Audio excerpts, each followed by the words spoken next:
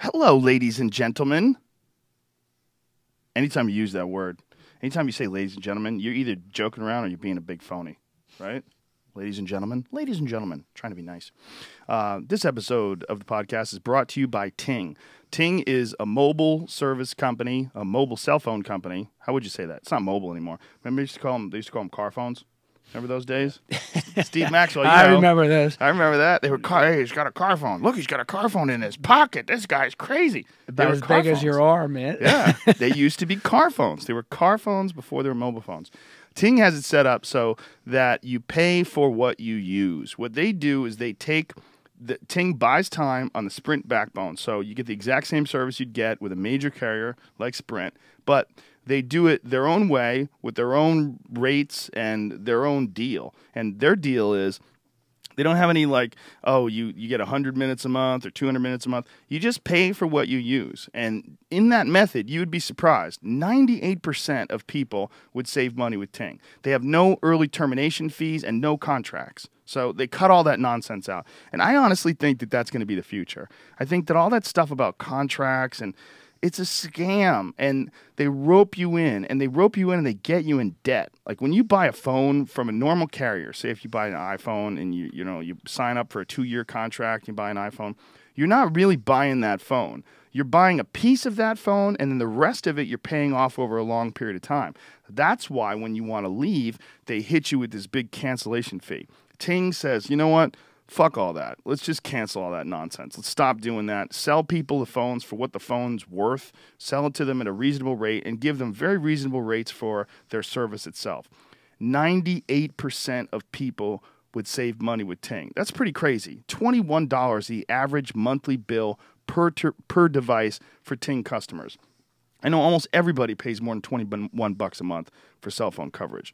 And again, you're using the best Android phones available. You can also bring over iPhones from Sprint, and they have excellent service, excellent phones too. These Android phones are fantastic. They have the HTC One, they have the LG phones, they have the Samsung Galaxy Note 3, which is the one that I have. They have the Galaxy S5.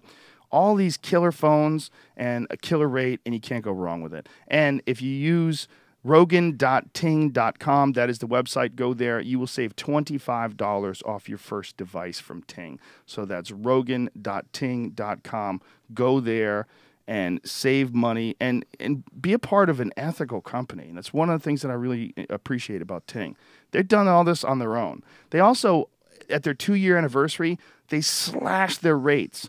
And they did it without, they didn't have any motivation to do it other than, you know what, we can do this. We can offer people a great deal, give them a cheaper deal, and a great deal for people that are power users. If you're one of those freaks that's constantly downloading things and downloading apps and MP3s and the like, you can save a shitload of money on Ting. And the phone that we use now for the podcast is a Ting phone. So the actual office phone is a Ting phone. So there, pow, Rogan.ting.com. We're also brought to you by Onnit. That's ONNIT, a human optimization website. We have a new color battle rope in the commercial. Look at that. It's very exciting, Jamie. Now it's red and black. It looks like it's business, like you're serious. That's the 50-foot, 2.5-inch battle rope. We sell strength and conditioning equipment. We also sell it's essentially by calling yourself a human optimization website. We didn't even really have another name for it. Like, what does Onnit sell? Well, we sell a bunch of cool shit. What we sell is all stuff that I use. As far as fitness equipment, we sell things like weight vest, ab wheels, kettlebells, steel maces, steel clubs. We sell medicine balls, jump ropes. We sell basically all the tools that you would use to develop functional strength. And then on top of that, we sell really healthy foods like the new Warrior Bar, which is a buffalo bar, organic buffalo meat. It's all organic. It's all with no preservatives. It doesn't have any artificial flavors. It doesn't have any artificial colors. And we had them made by the same company that makes those Tonka bars. So what they're done in this ancient Lakota tradition of preserving buffalo meat with cranberries. No antibiotics, no added hormones, no nitrates. It's really guilt-free. And it's also got 14 grams of protein and 140 calories. And only 4 grams of fat. Really healthy for you. No MSG, no soy, no nothing. And it's one of the things that we started carrying exclusively at Onnit. They're actually made for Onnit. And we try to do that as often as possible. Things like the Hemp Force protein bars, we have them made. We use the finest hemp that we can get from Canada, which big lawsuit right now in Kentucky. In Kentucky, they're suing the federal government, suing the DEA, because the DEA confiscated hemp seeds, non-psychoactive hemp seeds. Why do they confiscate them? Because they're in cahoots, ladies and gentlemen, cahoots with other businesses. It has nothing to do with protecting the children from hemp. Hemp is good for you. Hemp's healthy. It's an excellent source of protein. It's also completely free of THC. A lot of people worry, hey, if I take your Hemp Force, I work at UPS and they test me. You're not going to test positive. You will not. There's 0 THC in hemp. All it is a super healthy plant that gets demonized because a bunch of old people are scared of marijuana, or people are making money off the fact that marijuana is illegal. That's more likely the case than not in 2014. But times they are a-changin'. Anyway, go to onnit.com, ONNIT, use the code word Rogan, and save 10% off any of the supplements. All of the supplements, whether it's Alpha Brain, Shroom Tech Sport, New Mood. Steve Maxwell's old school. He doesn't take any supplements.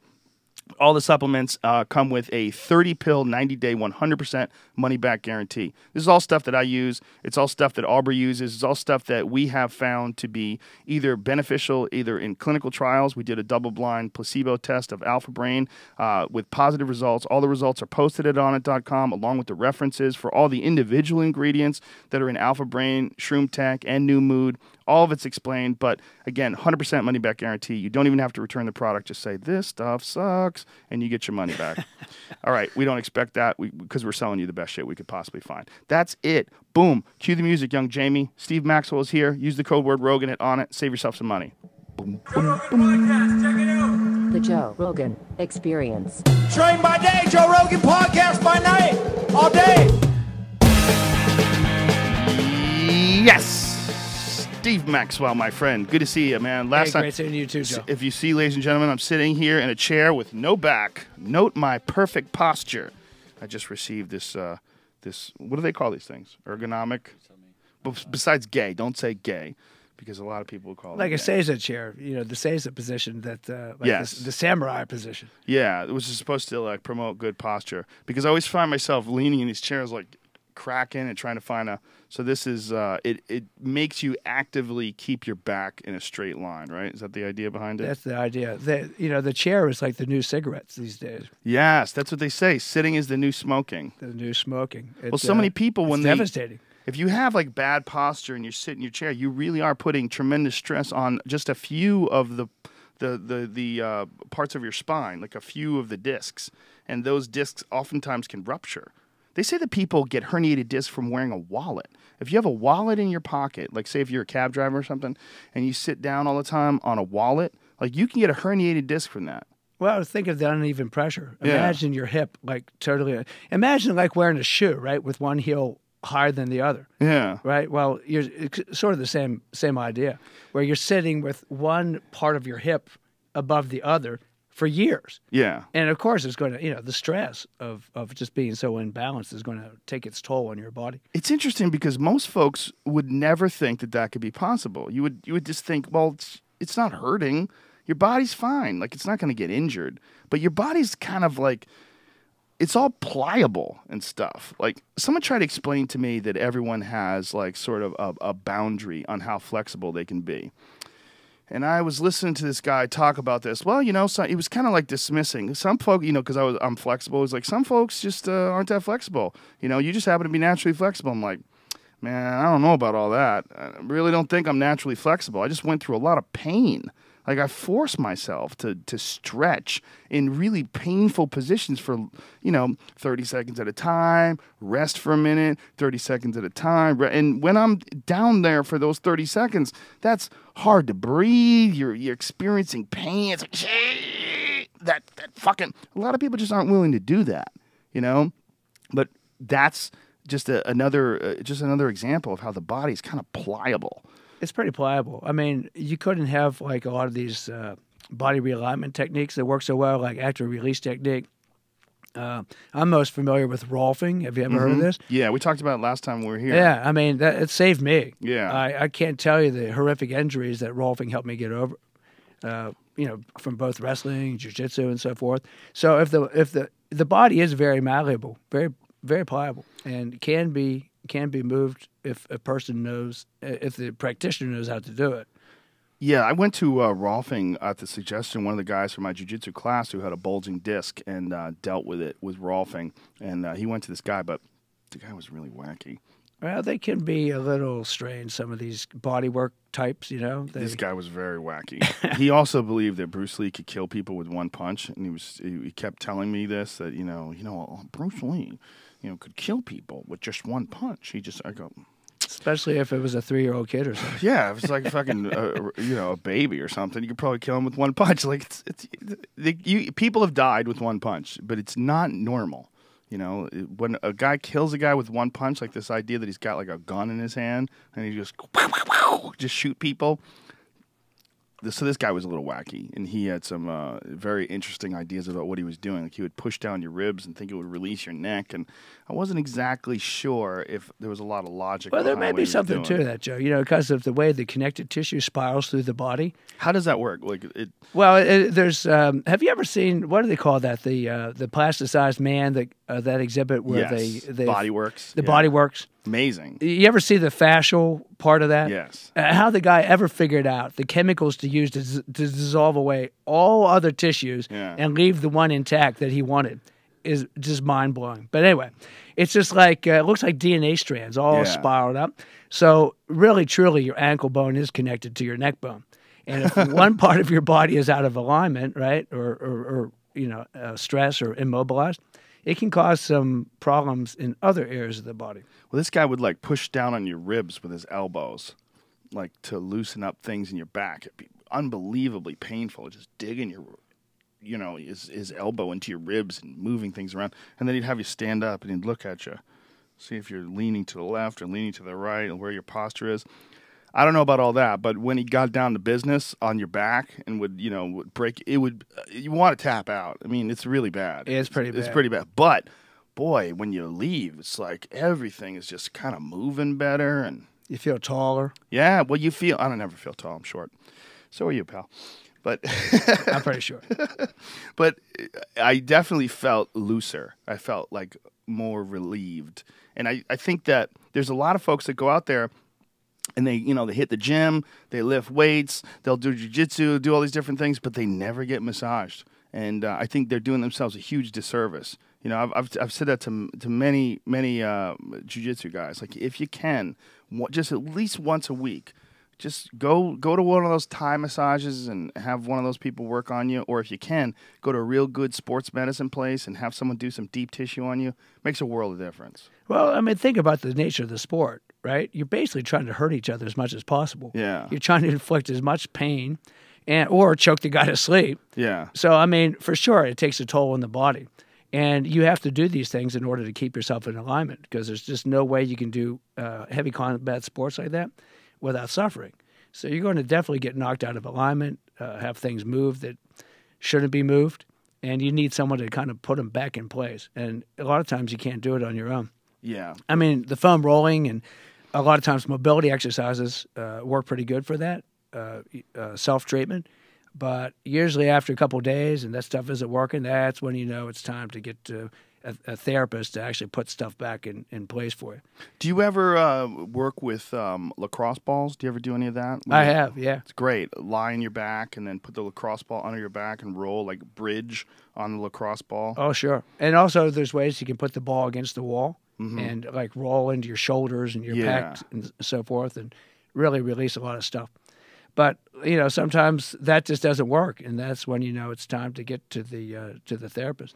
Yeah, it's one of the things that I'm finding out through this last year, because this last year has been the year of this back injury that I had, which is way better now. I mean, now I'm lifting heavy kettlebells and doing all these different things, no problem, no pain during the day, and I've only been doing this for like 10 minutes, this new chair, but I think this might help me too. But the what I'm learning is how many people get injured and then don't take care of it. They just keep working. They keep training. They try to work around it, and it winds up getting really bad. Or ignore it. Yeah. It's crazy, isn't it? It is very crazy because I'm running into a series of these guys once I started opening up about this, whether it's from the underground, guys that I know on Twitter, or guys that I know from jiu-jitsu class, who now have atrophy. And according to the doctor that administers that Rogenokine, that blood spinning procedure that I had done to reduce inflammation, he says once you have atrophy, like that's really bad. He's like, a lot of people think they're going to have atrophy and they're going to put it off and put it off. It's like if you have that for more than X amount of months, a lot of times those nerves never get fully, they never return 100%. He said that there's surgery that they have to do to open up the pathways to alleviate the pressure on those nerves.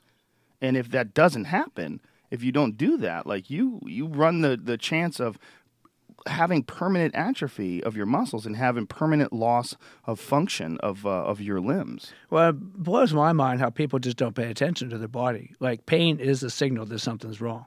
I mean, something's definitely wrong. Yeah. And to ignore it and just keep pushing and driving through. And of course, MMA guys, jiu-jitsu guys, wrestlers, gridiron football, rugby guys, they're pretty tough guys. Yeah. And a lot of times they just are very stoic and love doing what they do and just don't want to stop and will just continue to drive themselves, long after they should instead of just taking care of it. Yeah. And you got to know when to tap out. You also got to know that if you don't, there's guys that let themselves get injured, they're I'm not tapping. If you tap, you learn the same mistake than not tapping. Okay, the mistake is you got yourself into a bad position. Something went wrong. You got your arm caught. You either didn't respect the person or the person was better than you and they set you up and they got you. And they got you. And they got you, and that's it. You got. And there's a certain point where you have to realize you got and you got to tap. Because if you don't tap and you get your elbow snapped, A, it might not ever be the same again, and B, you're going to be out for a long time. A long time. Well, it's one thing if you're in the world championships. Right. Yeah, right. And, you're a black belt and you're a fighter. That's what you do. Or you're in an MMA event. Right. On, like live John TV. Jones versus Vitor Yeah, Belfort. exactly. Yeah. Okay, so you might risk getting your elbow snapped. Yeah. But for the average guy in the gym or even just like a local tournament, come on, man. Yeah. But once you're actually caught, the technique's already there. Mm-hmm. You already made the mistake. Yeah. So acknowledge the mistake, tap out, and forget about it. Just like, it'd be like being thrown out in a softball game or whatever, right? But guys, they put too much emphasis on never getting caught or I can't get caught or whatever. But to get out of whatever hole you've been caught in, it's just zoo strength. It has nothing to do with technique. Yeah. I mean, a good guy, if he gets you, you're got. It's an interesting thing, isn't it? It's like people they don't like getting thrown out in softball. Nobody likes when you hit a fly ball and someone catches it. But if it's a softball game and everybody's drinking beers and you're all having burgers, it's no big deal. But if you're on the mat and you're doing jiu-jitsu and someone catches you with something, there's so much pride and machismo involved in that position, in that situation. And if you can get out of it, you didn't get me. Even though your arm's all fucked up. Like, I've not tapped the things before and got out of it and been okay. But then my arm is fucked up for months. I had a bad elbow for probably 3 months because one guard pass, I'm passing, and, sometimes you leave your arm out a little bit to try to bait the guy to go for a Kimura so you can try to get over the knees. And as I'm passing and he locked in the Kimura, I'm like, oh, shit, like, this is tight. God damn it. And I'm trying to figure out, do I tap here or do I keep going? Pop, powered out of it. But then I couldn't do chin-ups. Then you suffer. For months. For months. Months. It's like, it's like one of those deals where you feel the pain, maybe like just a little bit.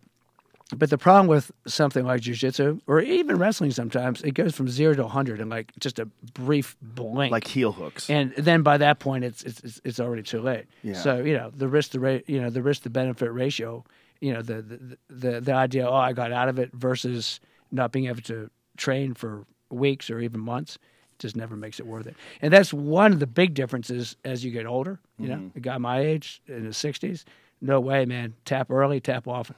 You get really smart. And that's the key to doing jiu-jitsu for a lifetime. You just learn, hey, man, you got me. Great job. I don't care if it's a white belt, whatever. Right. You got it. Okay, I made a mistake.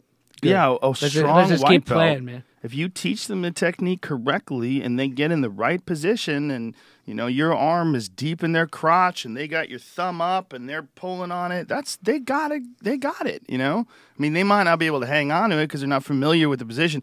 Like if you watch like Ronda Rousey, she's the best example, I think, of someone who knows how to hold an armbar, not just keep an armbar, not just catch an armbar, but hold it through all of the transitions. Like people can flip over, they can kick their legs over, they can try to roll, and she just keeps it. She keeps adjusting and she keeps rolling with it. She's the best at that. And that's kind of the difference between like a real legit black belt like Ronda and someone who's never done it before or maybe just learning the technique. And maybe you can kind of get out. Because if you just turn your arm a little bit and now, your elbow's up instead of down and there's no pressure on it, you can kind of, if you're good, you can kind of get out of the position. That sort of is the difference between, maybe maybe the difference between a purple belt and a black belt. The difference between a white belt and a purple belt. There's like the ability to hang on longer, the ability to adjust.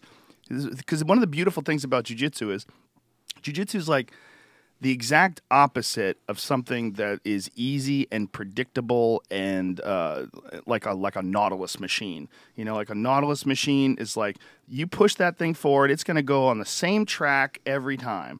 But when you're grappling with a person, even if you know how to execute the technique with, the perfect leverage and all that, people are moving and resisting, and it's a little bit different every time, and their foot's in a little different position every time, and their arms are a little bit different, and it's so interesting in that sense where you're constantly adjusting. It's like a fingerprint or a snowflake. Every time you do it, it's just a little bit different. Yeah. I'll tell you a funny story. As some of your listeners know, I had the first jiu-jitsu academy in the Eastern Seaboard in the East Coast. And Maxercise. And at one point, we had a guy by the name of Jeff Tomlinson who was a Philadelphia Eagle football player. This guy was probably about 6'5", 275 at the time, if I remember correctly. Unbelievably strong and lean and slim. He was the darling of the Super Bowl, the year that the Eagles went to the Super Bowl in Jacksonville. He was called up. He had actually been released from the team, but they had a couple injuries, and they called him in and went in there and caught a couple of touchdown passes. Wow. So he comes to my jiu-jitsu class. And it's like, whoa, wait, man. Jiu-jitsu was designed to protect us from guys like you, man. What do you do with a guy? I mean, just ungodly strong. Yeah. He came to my kettlebell class. It's the first time I ever had to break out like a 48-kilogram kettlebell just to teach this guy swings. Because he was 48 kilogram? What is that? About 100 pounds. That's 100? He was just like doing front uprises with, front raises with his shoulders. He was just so ridiculously strong. So he gets going with one of my brown belts at the time, a fellow by the name of Ron Huxon, who lives in Hawaii. Teaches in Hawaii now, but at that time, Ronnie was a brown belt. And Ron gets him, of course, in an arm block, right, from the mount. And the guy literally does a Turkish get-up with Ronnie. Literally lifts him up. How much does Ronnie weigh? Probably about 148 pounds at the time, 150. And, this guy's like 275. He literally does a Turkish get-up and is putting Ron's head through the ceiling. Oh, and I remember screaming because, this guy was like really an important part of our team. Don't break Ronnie. Don't break Ronnie. Put him down. It was insane, man. Yeah, just insane just how strong some people can be. Especially people that are like real super athletes, like football players, guys that have been slamming into other 300-pound men for years and hitting sleds and doing power cleans and just all their sorts body's of stuff, just man. so designed to just pick up and move heavy things. And the average person, like I remember I was at in Phoenix one night, and I don't know who this guy was. He was some pro athlete. I have no idea who he was, but he was at this gym that I was working out at. And it was like we were all like little children wandering around the gym, and this giant showed up. He wasn't even like a giant amongst men. I mean, he was so big. I mean, I don't know. He was some pro football player, but it was so big. I felt like a tiny child. Like, not like, well, that's a big man and I'm a small man. Like, I wasn't even the same species as this guy. He was probably like 6'7", 6'8", somewhere around then. 370 pounds-ish, just enormous man. And you see a person like that and you go, all the self-defense stuff is all just, forget about it. It's all out the window. Strength and size does matter. Of course it matters. Man, it's that big. The first time I realized this, there was a guy that I worked at the first Nautilus gym in the Philadelphia area. It's actually the first one in Pennsylvania. And there was a guy, I think his name was Ron Chandler or Rick Chandler. He played center for the New York Jets. It's the first time I was exposed to an NFL football player. And I had just no idea how unbelievably fast and strong and powerful these guys are. And, of course, I was wrestling for the college wrestling team. I thought I was pretty badass. And I probably I was a lot heavier back then, maybe about 177. And we get to messing around. And this guy literally just grabbed me by the ankle and picked me upside down. I'm not kidding. Just holding me at arm's length like I was a child. And it was just, whoa. I just never felt such power and such strength in all my life. And I mean, that's, let's face it, that's pretty much the elite of the elite, right? As far as power athletes go. Yeah. They all go to the NFL, man, where they can make some money. The only other thing I would think of would be like those guys that do those strongman competitions. Those guys are pretty ridiculous, but pretty crazy strong. Have you noticed that there's that one guy? It's not Magnus. What is the guy's name that's been fighting in MMA? God, what is his name? The German guy. Yeah. No, he's Polish. Manfred. Oh, yeah. Yeah, I know exactly what you're talking about. God damn it. Puchinowski. Yeah. Huge guy, but not doing so well in MMA. He got manhandled by Tim Sylvia. Which was a fascinating fight because Tim Sylvia, obviously very skilled guy. I don't know why Puchinowski took that fight. A lot of people, Tim Sylvia has sort of an awkward build. He's kind of pigeon-toed.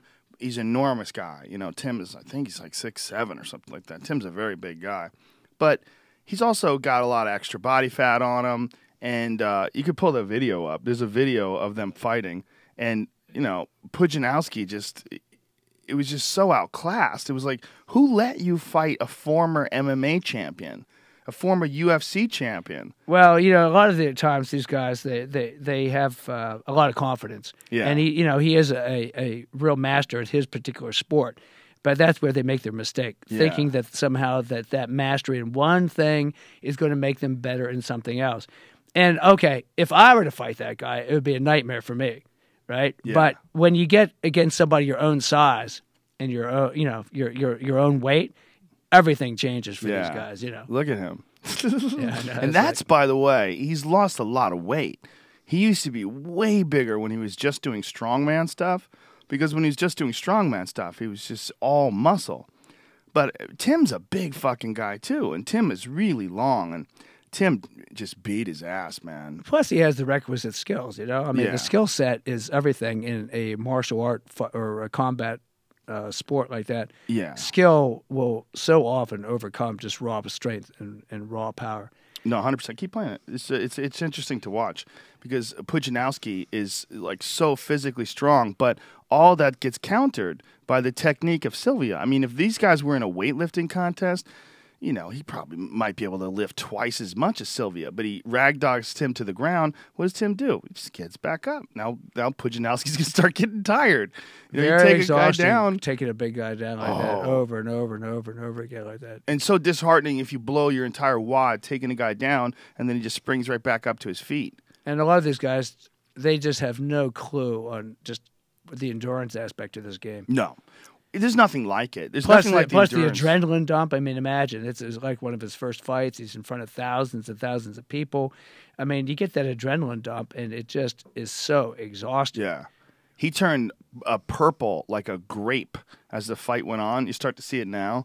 What is that from? All the blood is rushing to your skin. Is that what it is? Well, and a lot of times these guys aren't breathing properly. Right. They're breath holding, and there's we talked about this last time, the Vasava sink, where there's a partial glottal closure, and they're making these grunts, and their blood pressure's building up, and that in itself, not knowing how to breathe, very exhausting. Yeah, that was the thing. One of the things that separated Hickson from a lot of the other jiu-jitsu guys was his work with yoga, and that video Choke. the DVD Choke, the documentary. It's fascinating. Fascinating in a lot of ways, but really fascinating watching him do that diaphragm thing with his breath.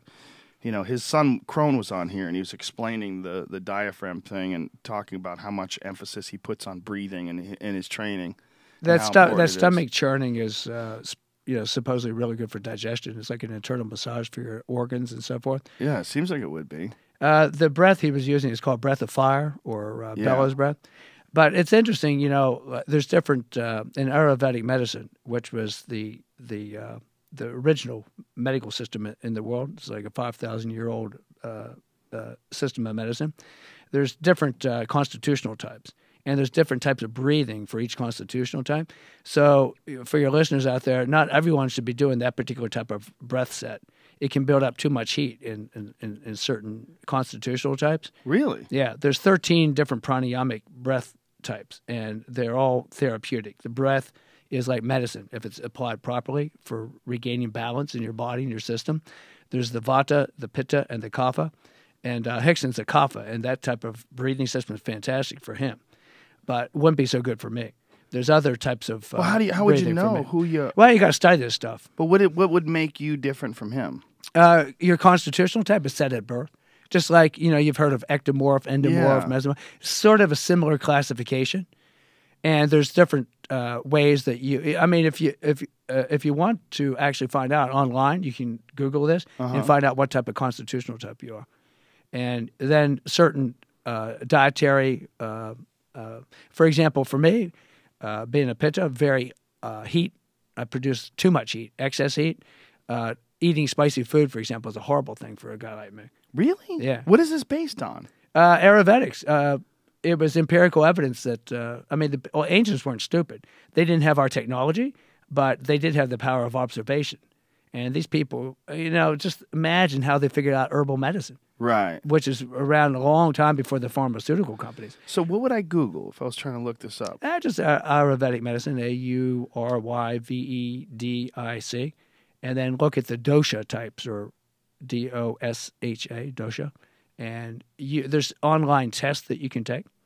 One of the first books I ever read was called Body, Mind, and Sport by a guy by the name of John Duyard, who was an American chiropractor and Ayurvedic physician and does consultation. And he had a little test in the book. This was back, probably like 25 years ago I took this test and discovered that I indeed was a pitta. And how did you discover it? Like, what are the specific... there's this whole line of questions, and you're able to find out your type. But I've also been to Dr. Ladd's clinic in New Mexico, in Albuquerque, and he's an Ayurvedic physician. Vasant Ladd, he's a well-respected Ayurvedic physician, and he also has a medical degree. And he has a clinic also in Mumbai, India. And there, I also was typed by professionals. And I did what they call a panchakarma, which is a cleanse. I pretty much didn't eat anything but this real thin type of soup. It's just like a broth for a week, and then had all sorts of treatments. It's a real good cleansing, help the body detoxify. This environment that we live in, especially in the United States, we're just beset with all sorts of pollutants, air, water, toxins in the food. Your body is capable of ridding itself of all that stuff once it's not burdened by digestion. Huh. This is interesting. These questions are very strange. Yeah, well... What best describes how you act under stress? But your emotions are also geared towards... In other words, your constitutional type will affect your emotional outlook and even your mental outlook. So it's, body, mind, and spirit. They're not looking just at physical symptoms like Western medicine. They're looking at the whole package. What makes Steve Maxwell Steve Maxwell? What makes Joe Rogan Joe Rogan? So it's looking at the total package, the way you think, your belief systems, your emotional system, your physical, and no one's just one type, just one constitutional type. Of course, we're mixtures of all these things. And sometimes you can have an imbalance and actually manifest different aspects of other constitutional types. This is fascinating. It is very fascinating. And it is the oldest medical system. It's been around for a long time. Yeah, I'm filling out this form. I'm trying to find out what I am. I'm just guessing, just from looking at you, that you're probably a kapha, but perhaps not. It'd be interesting. A kapha. Yeah. I like to be active. It's hard to sit still. Boom. Enjoy activity that has a purpose, especially competitive. Well, that's true too. I like leisurely activities. I like all three of those. How do you describe that? I'll go with B, competitive. Which best describes your walking style? Got a walking style? Yeah, there's a walking style. What's the choices? I walk quickly. I have a determined walk. I walk slow and steady at a leisurely pace. But slow and steady at a leisurely pace. I was watching your gait when you were walking out to the car. Okay. You walk like a very strong, confident kind of guy. That'd be a coffin. Okay. Which best describes your mood? My mood changes quickly. My moods change slowly. My moods are mostly steady. Probably steady. You seem like a pretty steady. Yeah, pretty steady guy. Which best describes your memory? I learn quick and forget quickly. That's me. I have a good memory, but I have a good memory too. I learn slowly, but I have a good long-term memory. Well, you have a hell of a mind for facts and figures. But only if I care. That's the problem. Yeah, well, I mean, isn't it that way it is with everything? Because, I mean, some of the statistics you come up with on the fighters during the show, you know their coaches and where they trained, their records. Joe, your memory is like freaking elephant, man. But that's only if I care. If you ask me about something that I don't care about, like people always ask me, like when you're talking about fights, like, are you basing this off notes? No, almost all the stuff that I talk about, like during the fights, is just stuff that I remember. If I remember fights, it's just mind blowing. But I do have a sheet that's in front of me that gives me like a fighter's record, but it's very rare that I reference it. Almost all of it is just, but that's just because I'm a fan of the sport.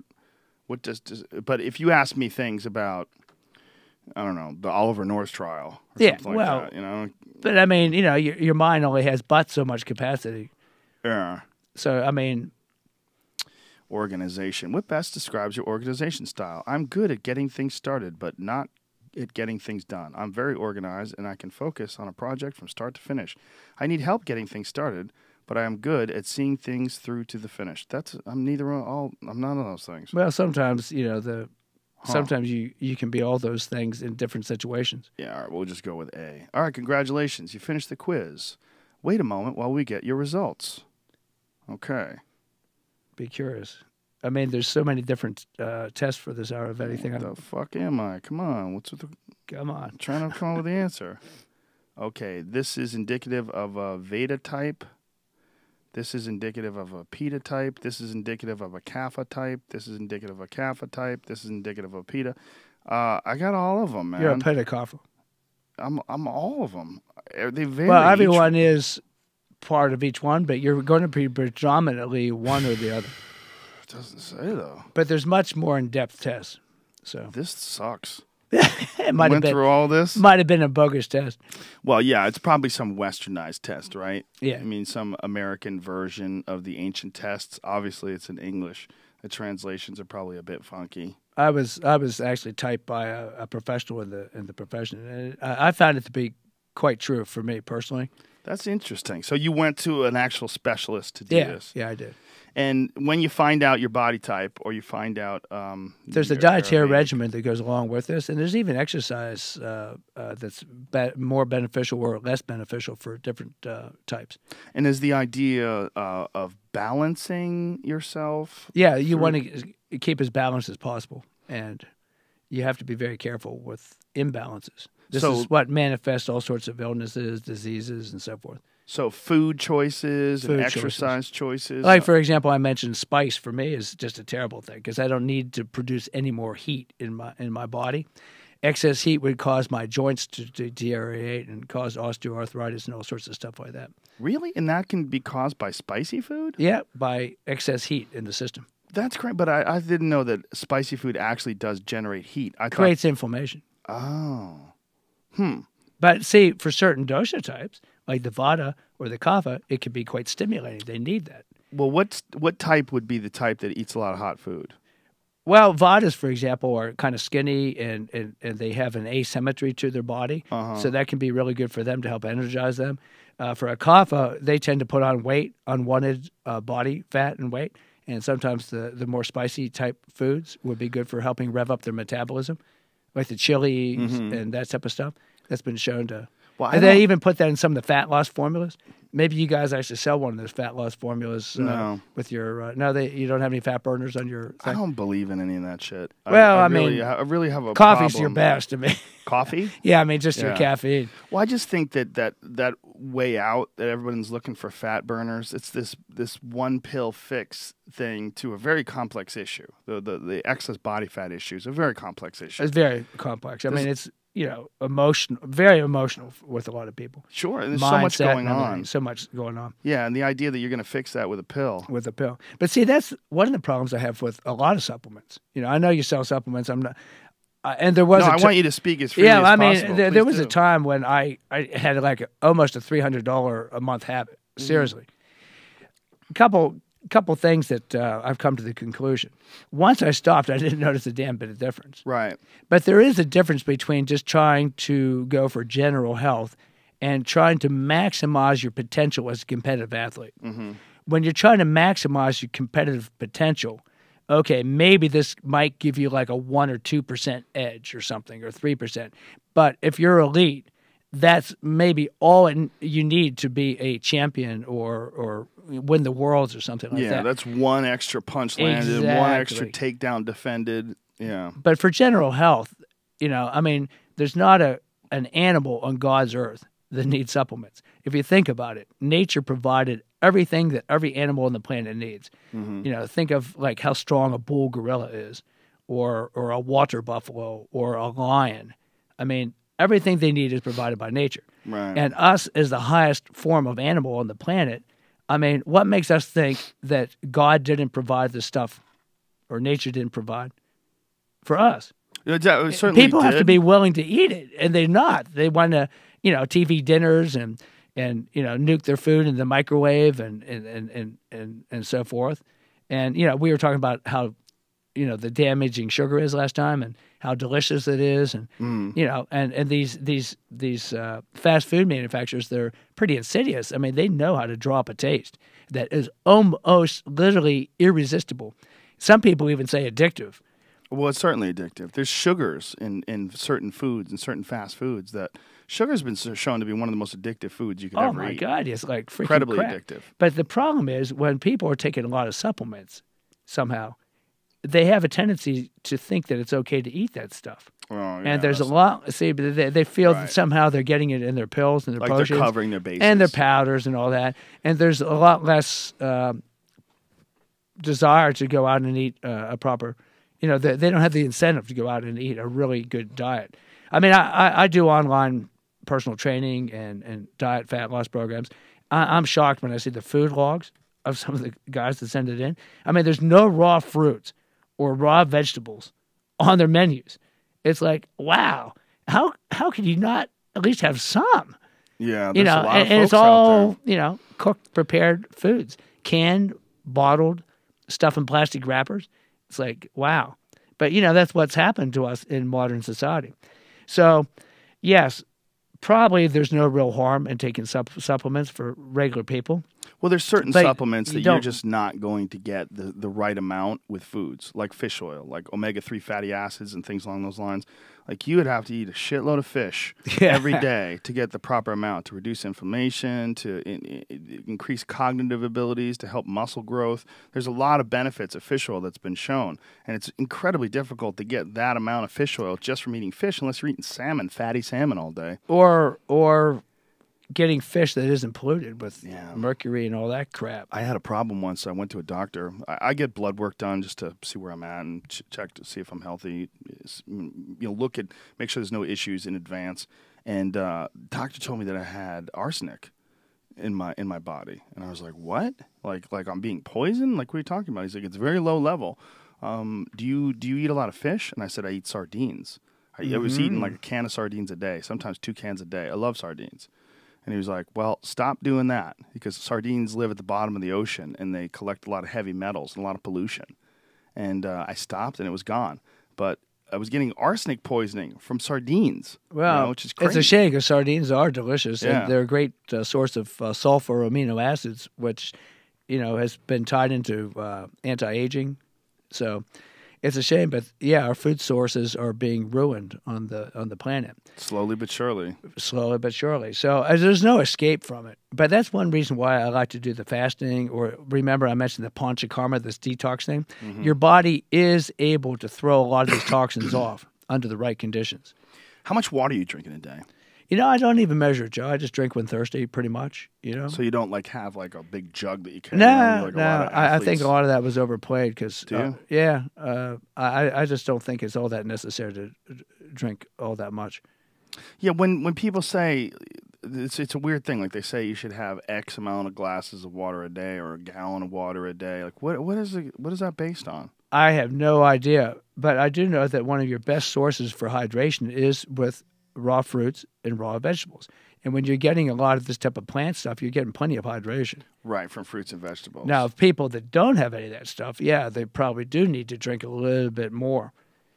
But, yeah, I mean, for the most part, there's a lot of myths that are perpetrated out there for no rhyme or reason, you know? And you just wonder, where does all this stuff come from? Yeah, the water one was a big one. Like, guys would walk around with these giant jugs of water, and they would say that the average person walks around dehydrated all the time. But I would watch them, and they'd be peeing every 20 minutes, and I was like, well, you're flushing your body out of toxins. Like, are you sure? Are you sure? It sounds to me like you're just overloading your kidneys with a lot of water for no good reason. But it's that thing, where everybody's always worried about the toxins. You're flushing toxins out. I'm going to go to the sauna. It's going to flush out the toxins. And I'm going to drink water. It's going to flush out the toxins. I'm doing a cleanse. It's going to take care of my toxins. Like, there's all these... Well, there's no sense worrying about it for sure, because, the worry won't change it a damn bit. I am in favor of overheating baths. I think it can be a really good thing for longevity. Mm-hmm. I mean, it's been since the time of, American Indians had their sweat lodge. The Russians and the Finns had their saunas. The Romans were very big on steam. The Turks and so forth. The Japanese, everyone's used heating therapies for producing a good sweat. And if you think about it, the skin's the largest organ in the body. And you can eliminate a lot of waste out through the skin through perspiration. And when you stimulate the skin to sweat, you can sweat out a lot of stuff. Have you ever heard of infrared sauna? Yes. Well, infrared sauna is so good at helping the body detoxify that drug and alcohol clinics actually install infrared saunas to help people kick drugs and alcohol and cigarettes and so forth. That's incredible. Yeah. I mean, it's tried and true. I mean, it does work. And infrared sauna is way different than the old saunas we used to sit in as wrestlers, trying to, just the hot box. These infrared saunas, the temperature doesn't have to be nearly as high. Man, my God, they feel so good. The heat's very penetrating, and it's really good for recovery after hard training and so forth. You'll have to try one sometime. Yeah. You might even want to look into putting like a little mini one in your house or something. I am actually. My wife has one that she climbs into like a sleeping bag. It's in some weird sort of infrared sauna, and she heats up. And, oh, wow. And she loves this thing. That's cool, man. Dr. Rhonda Patrick, one of the people that I've had on the podcast as a regular, she's fascinating, and she's got so much knowledge. And one of the things that she wrote a paper that was recently published, it's on the benefits of sauna. And really incredible on hypothermic conditioning on muscle growth, and oh, that's fascinating. Yeah, and she was saying, it's I would really not do it justice. Like, it's something that should be read and gone over because it's a very deep and in-depth paper that she published. But it's all about the benefits of the sauna and the effect on hormone production and the effect of heat stress on the brain. Really, really interesting stuff. Heat stress has been shown to increase the expression of brain-derived neurotropic factor. Whoa. More than exercise alone, when used in conjunction with exercise. This is important because this brain-derived neurotropic factor increases the growth of new brain cells as well as the survival of existing neurons. An increase in neurogenesis is thought to be responsible for enhancing learning. Wow. It's incredible. So exercise and sauna enhances learning. Well, like I said, the ancients were not stupid people. We're so smug with our technology. Yeah, we are, right? But, you take the average person and take him 50 miles out in the wilderness and let him go, he would probably die of fright. He wouldn't even be, Yeah. And you take a child, even as little as 200 years ago, and they would be perfectly comfortable living in their environment. That's what technology has done for us. We can't even go from point A to point B without our iPhone or our GPS or... Right. I wonder what's going on with that. When you look at people that used to live a long time ago and you used to be able to survive out in the woods and survive without technology, and then you look at... You ever watch that show Naked and Afraid? I have not. It's a fascinating show because they take people and they take their clothes off and then they leave them in the jungle. Oh, I did hear about this. It's the most fucking ridiculous show ever. Well, wait, how the hell do they show that kind of nudity on TV? They just blur out their crotch. Okay. They blur out their breasts and blur out their crotch. And, it's a couple, a man and a woman. And I don't know if they have any sex. I would imagine. Did they know each other before the show? Nope. Oh. Yeah. And also they're naked together. Now I'm going to have to tune in. Yeah. It's a fascinating show. Well, fascinating depending upon who the contestants are. They have, I believe it's 21 days, which is the most amount of time you can go without any food. So I think they put them in a place that has an abundant amount of water so they could find water. They don't put them in the desert for 21 days. They'd be fucking dead in 2, They're probably dead in 1. You put someone in Death Valley with no clothes for a day, you're not no water, no clothes. You got 24 hours if you're lucky. You might not even make it 24 hours, right? And when it gets to 128 degrees out there. Nah, I mean, you could just die of heat stroke even with water. So, Yeah. So these people are out there and, they have to build shelter because they're in the rainforest. So there's all these fucking bugs and, they see bullet ants. Bullet ants are some of the most painful stings known to man. They say it's like getting your hand slammed in a car door for 24 hours. That's what it feels like if one bites you. Well, I would definitely be naked and afraid of us around the freaking bullet ants, man. Well, they have these rites of passages they do with certain indigenous tribes in the Amazon where they take what looks like oven mitts and they embed bullet ants in these oven mitts all throughout they stick their stingers through, so they're trapped, and so they just keep stinging. And then they make these guys wear these gloves and get the shit stung out of them by these bullet ants. And there was one show, I forget what the show was, but the host actually took part in the ritual himself and put these gloves on his hands. He got his hands all stung. And sounds crazy, man. And you just watch him just drop to his knees and just in the most intense agony, unimaginable agony, and it just lasts forever. Lasts like hours and hours and hours of intense agony. But in getting through it, not only is it like a rite of passage, but it also is what they call there's in certain tribal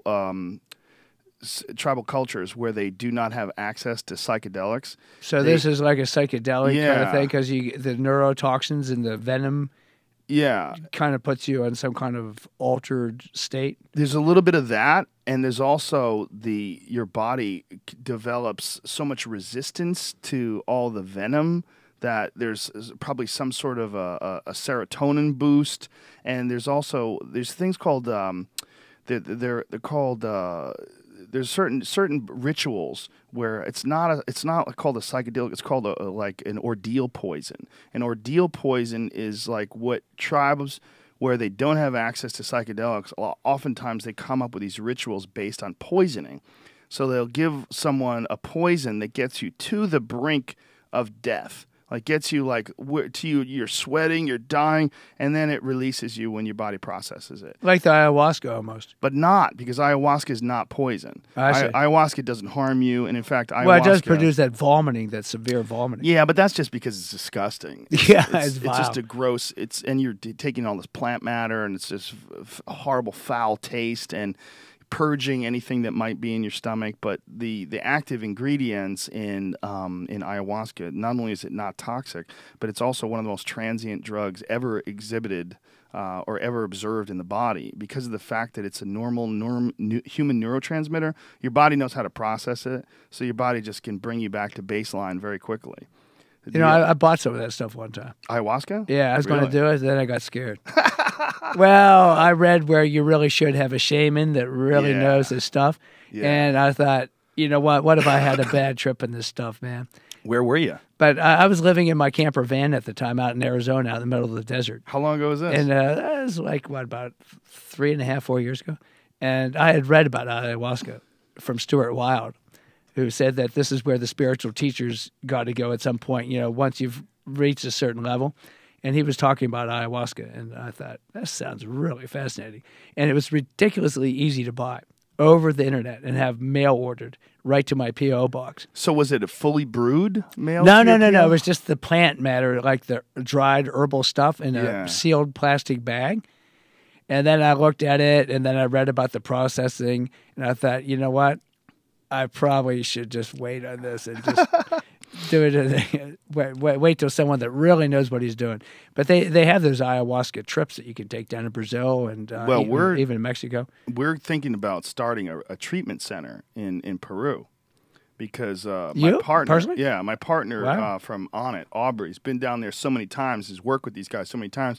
We're thinking about setting up a program, because it's legal there. Yeah, for sure. Setting up a program through On It where people can travel down there and they know that they'll have good accommodations, a legit shaman, safe environment. And, we've had so many requests from so many people that we would love to send you down there. I might have to take you up on that, Joe. Give you a full report, man. I would love to go with you. Come on, man. Let's do it. I'm down. I'm down with it. Totally. That'd be fascinating. I've been thinking about this for years, Yeah? It's just really something that just sounds fascinating to me, because apparently people have some really amazing psychedelic experiments and just kind of expands the consciousness and they have some pretty intense experiences. But you would definitely want to be with someone that has taken people through it before. Yeah. Definitely not something to mess around with on your own, man. Well, it's also the environment that you do it in is really important, too. You don't want to be in an unsafe environment. You don't want to be tripping your balls off and then something goes wrong. There's no one there that can handle everything. Like, you don't want to be, caught in a forest fire but while you're tripping on DMT. I've only had the synthesized version of it, the hard version of DMT. I haven't had the orally active version of it, which is what ayahuasca is. And again, you're talking about the ancients knowing their shit. They weren't fools. They figured out how to combine two different plants to create this mixture. See, DMT is not orally active. If you took DMT in an oral form, monoamine oxidase, which is produced in your gut, would kill the DMT. So they figured out how to take the leaves of certain plants, which have DMT, or the vines of certain plants, which have DMT, and then the leaves of other plants, which have harmine, which is a natural MAO inhibitor, and then they brew it together in this really sort of complicated process and develop this ayahuasca, which is essentially, it becomes an orally active version of the drug that I took. I just smoked it. When you smoke it, it's intense. It's very fast. It hits you within 15, 20 seconds, and it only lasts about 15 minutes. It's like just a quick shot to the center of the universe, the most amazing, unbelievable psychedelic experience you could ever imagine. I describe it as mushrooms times 1,000,000 plus aliens. Wow. It's unbelievably intense. Ayahuasca usually is a little less intense, but it's a prolonged experience. Yeah, it's many hours. Several hours, yeah. I read in Outside Magazine actually about an ayahuasca trip that was organized. There's a lot and out of of 10 people, 2 people didn't get anything. They just got sick, and that was it. And then 8 of the 10, 1 had a bad trip, freaked, and then the other 7 had fantastic consciousness-raising experience. Yeah, I wonder what makes people trip, because the shamans say that the people that have these bad trips, that what's going on is that they're trying to fight it. They're trying to control the situation, and your ego doesn't want to let go, and you try to resist, and then it just sort of chips away at your inner soul and finds out, what's causing this resistance, and then penetrates it and freaks you the fuck out. And you can't wrestle with God, and that's essentially what you're doing when you're having these psychedelic experiences. You're trying to wrestle with the creative force of the very universe itself, and this ego thing that people have, where, oh, don't worry, I can handle it. There's so many people that have that I can handle it thing. Ridiculous, overqualified confidence for no fucking reason. For no reason. There's no reason why you think you should be able to handle it. But you run into it everywhere. But going in there a little afraid, you probably have a great experience. And humble. Afraid, humble, and please be nice to me. I give up. I submit myself to you. And then you're going to get through it. It's not a toxic thing. It's not a poisonous thing. The people, Terrence McKenna had a line, the only fear is that you may die from astonishment. It's because it's so fucking crazy. We're all going to die. Not a bad way to go, man. Yeah. That's what's really crazy is they believe that the experience that you have while you're taking DMT is the exact experience that people have when they're dying, because when you're dying, your brain produces dimethyltryptamine. It's produced during REM sleep. Well, it's in so many different plants. The reason why your gut produces this monoamine oxidase, or one of the reasons, it probably serves many purposes, but is that dimethyltryptamine is in a lot of different plants. So these plants that we eat would give us DMT. Like, you would get high off of certain plants. Like it's in thousands of different plants. It's a lot. You could extract it from just regular grass. Like Phalaris grass has DMT in it, like a lot of it. And that's why certain sheep will eat grasses that have DMT in it, and they die like immediately.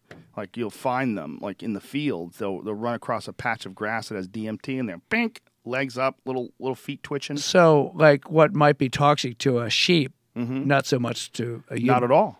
Not at all. Interesting. Yeah, DMT is not toxic at all to humans, but to sheep it just.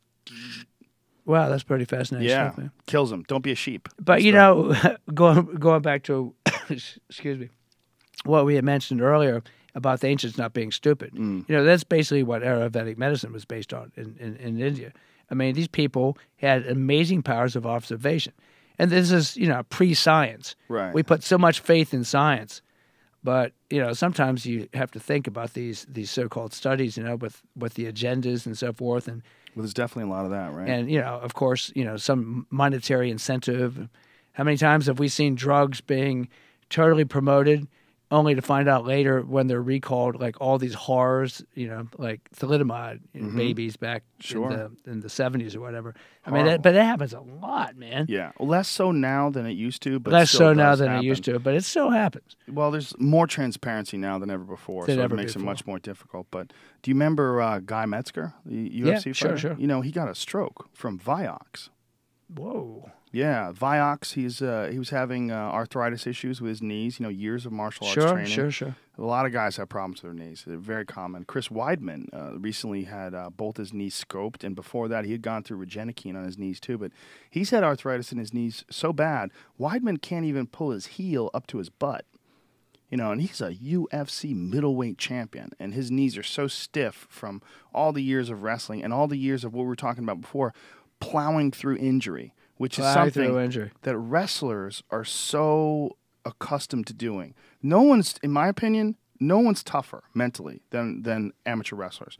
I think the ability to become a successful amateur wrestler, there's no hidden secrets. There's the techniques have existed from literally the beginning of human time. People have learned how to wrestle. I mean, obviously they've refined those techniques, they've passed them down, but there's no secrets. It's hard work, force, determination, focus. That's all it is. And so who works harder, who can endure more, who can punish their body more, who can show up and put in the extra hour of training every day that the other guy can't do, that guy's probably going to wind up winning. And so these wrestlers have this ability to plow through injuries. And you say it a lot, man. I mean, they hurt themselves, though. Yeah, well, it's very, very hard on the body. I think of the guys that I wrestled with back in the 60s and the 70s. A lot of these guys are just, their bodies are a mess. Yeah. You know, I went to a reunion not too long ago of my old college guys, and it was pitiful.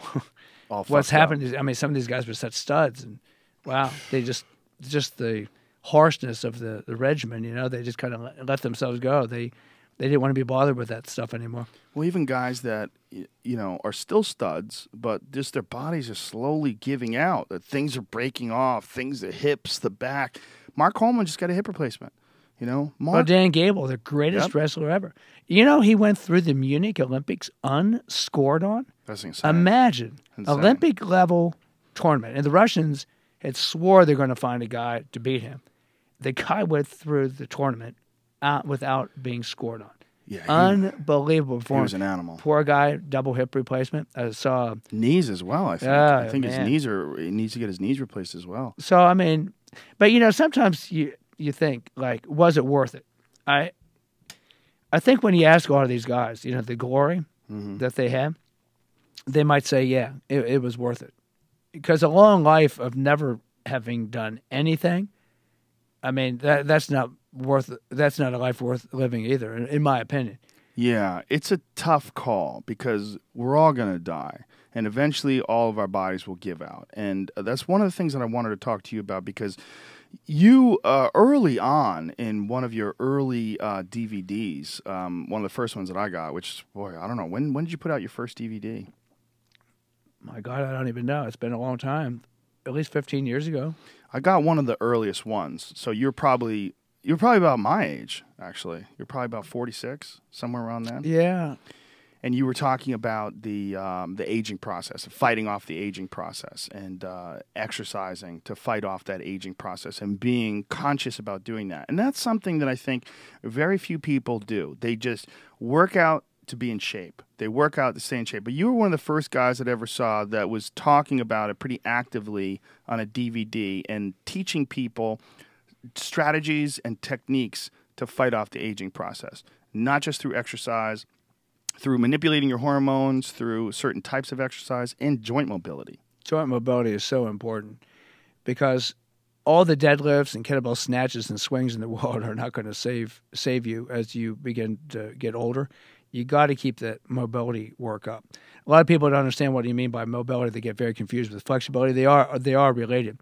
But it's basically being able to move through full range and keeping complete joint function. And there's specific exercises that a person can do to enable them to do this.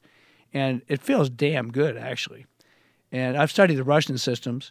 You know, there's like a Slavic health system and Russian system. They really developed the mobility to a very, very, very high level. And I was lucky enough to learn this stuff. And then, of course, I added a lot of the stuff I learned from yoga and so forth in there. And I came up with this system for myself that I teach to people in my seminars and so forth. And it's really kept me going. I mean, I could have ended up like all my comrades, you know, the guys I wrestled with back in the 60s and 70s. And, of course, I've been doing jiu-jitsu now for almost 23 years and competed at a pretty high level in the age group divisions. And that takes its toll. But thank God for the mobility. It kept me fairly I mean, I can't say I got through it completely unscathed, but it definitely kept my joints intact, and I'm able to move pretty damn good. And when I look at people in my family tree, you know, my relatives, my grandparents and so forth, I mean, they were moving bad. I mean, just really bad. And I vowed that wasn't going to be me. So with this system that I use of this mobility, it keeps me pretty spry. Now, how often do you do it? Like, do you have every a single schedule? day? Every single day. So give me a schedule. Like, what do you do? Do you start out your day with it? Like, well, generally speaking, I'll get up. I have a whole Ayurvedic therapy that I go through.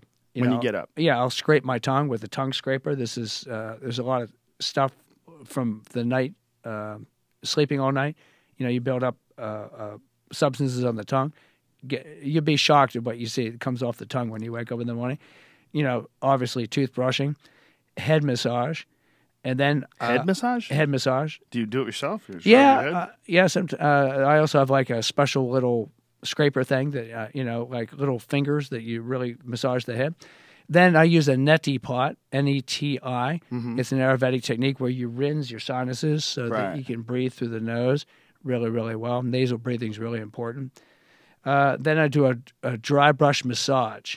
It's basically a German, Swedish, Russian thing where you just every inch of the skin you brush with a natural bristle brush because your skin's the biggest organ in the body, so you really want to keep it. And this dry brush massage really is quite excellent for the skin. Stimulates the skin to renewed growth, gets rid of dead skin cells, keeps it really nice and your complexion good. And I'll scrape, I'll brush the body, and then I take a cold water therapy. Very big into cold water. I used to do dowsing with the ice cold water in a bucket, but since I travel, I pretty much have to use the shower. So you just take cold showers? Yeah. Sometimes I'll do alternating hot and cold shower. LA's not too bad, LA, the water doesn't get too cold, but sometimes like I was in Portland, Oregon, and before that Toronto, the water's still pretty frosty. And then there's a whole towel treatment that I learned also. Towel treatment? Yeah, there's a way that you can briskly use a coarse towel. Rather than having these soft towels, you make them sort of like they're almost sandpaper. And I learned it from this Russian guy, this old Russian sauna master, who showed me how to do this very vigorous towel rub down. Of course, all the old timers knew about this stuff. A lot of the mighty men of old, Georges Hackenschmidt, the Russian Lion, and Air Wereland and Pavel Arola, a lot of these old health pioneers, Bragg, McFadden, Harvey Kellogg, all these, turn of the century guys. Harvey Kellogg, the guy from Kellogg's. Yeah. Do you know how crazy that guy was? Well, he was pretty crazy. Well, we were talking about him on the podcast yesterday. That guy, he used to take, he created Kellogg's and created the bland cornflakes to keep people from masturbating. He bragged about never having sex with his wife, although they were together for 40 years. But he would have a daily enema by his handsome male assistant. Would give him a daily enema. Well, he was pretty crazy. Oh, yeah. He was about as crazy as you can get. About as crazy. So well, they got really overly concerned about bowel function, some of these guys. And sex. And sex. There's all that weird Victorian stuff going on there. But the Tao treatment, and then I'll do the 5 rites of Tibetan yoga. That's something. And how much time does all this take? About 30 minutes. For the whole thing? Yeah. Scraping the tongue, cold shower, the whole deal. Yeah. The 5 rites can be done very quickly. And what is the 5 rites? It's spinning. There's like a leg raise type thing, a thing where you lean back, a table maker, and it's an exercise called the pump, like up-down dogs. It hits every part of the body. It stimulates the hormonal system. The practitioners claim it realigns the chakras, where they called it the vortex.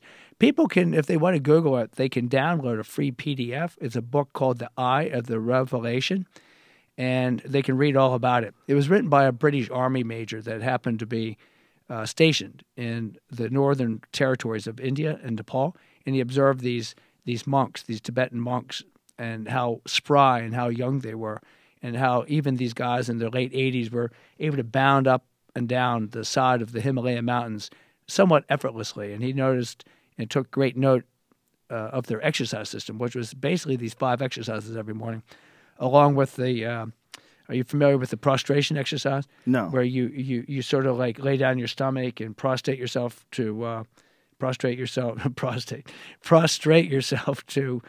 Buddha as a sign of devotion.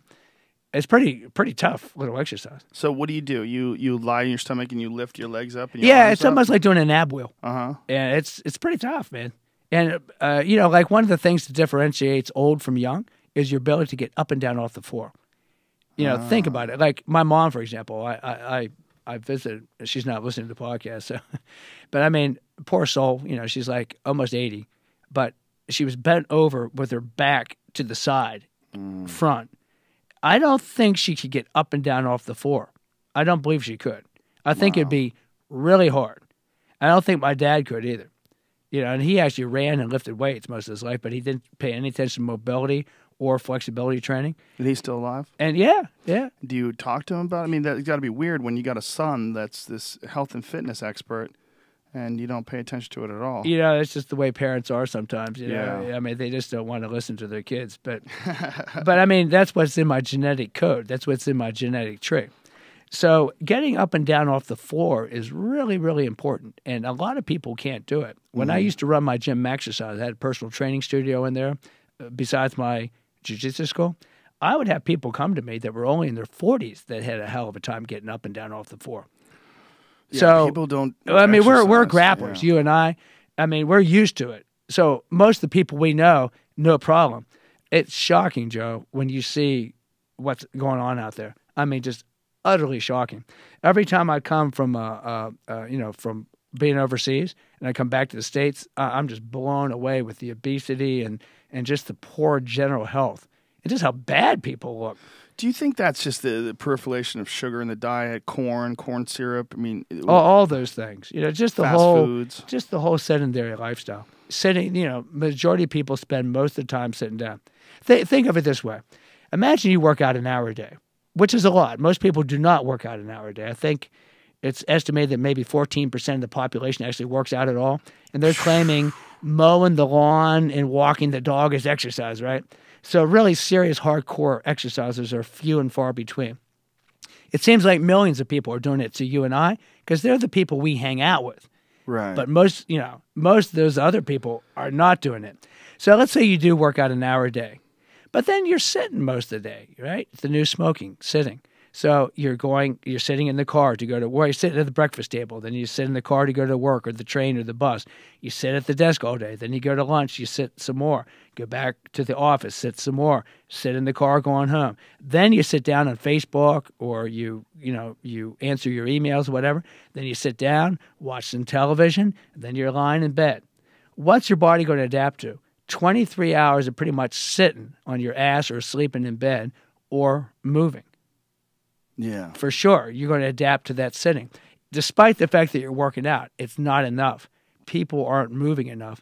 And any movement pattern that you don't use on a regular basis, you quickly lose. And a lot of people, they just never, they use exercise machines and so forth. Or even if they use barbells or whatever, or kettlebells, they're not getting up and down off the floor unless they're doing a Turkish get-up or something. That's one reason why I think it's such a fantastic exercise, by the way. Well, I like Turkish get-ups as well for jiu-jitsu. I think it's one of the best exercises. One of the best all around. Core strength and for that ever important ability to manipulate a body that's on top of you.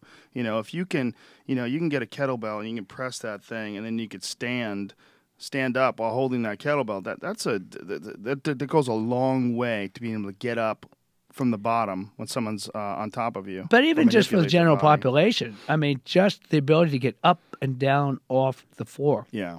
All those movement patterns that you need to sit up on the elbow, on the hand, and it's kind of like standing up in base, like in jiu-jitsu, and then transferring the weight. And I mean, all those things are proprioceptive movements and so forth.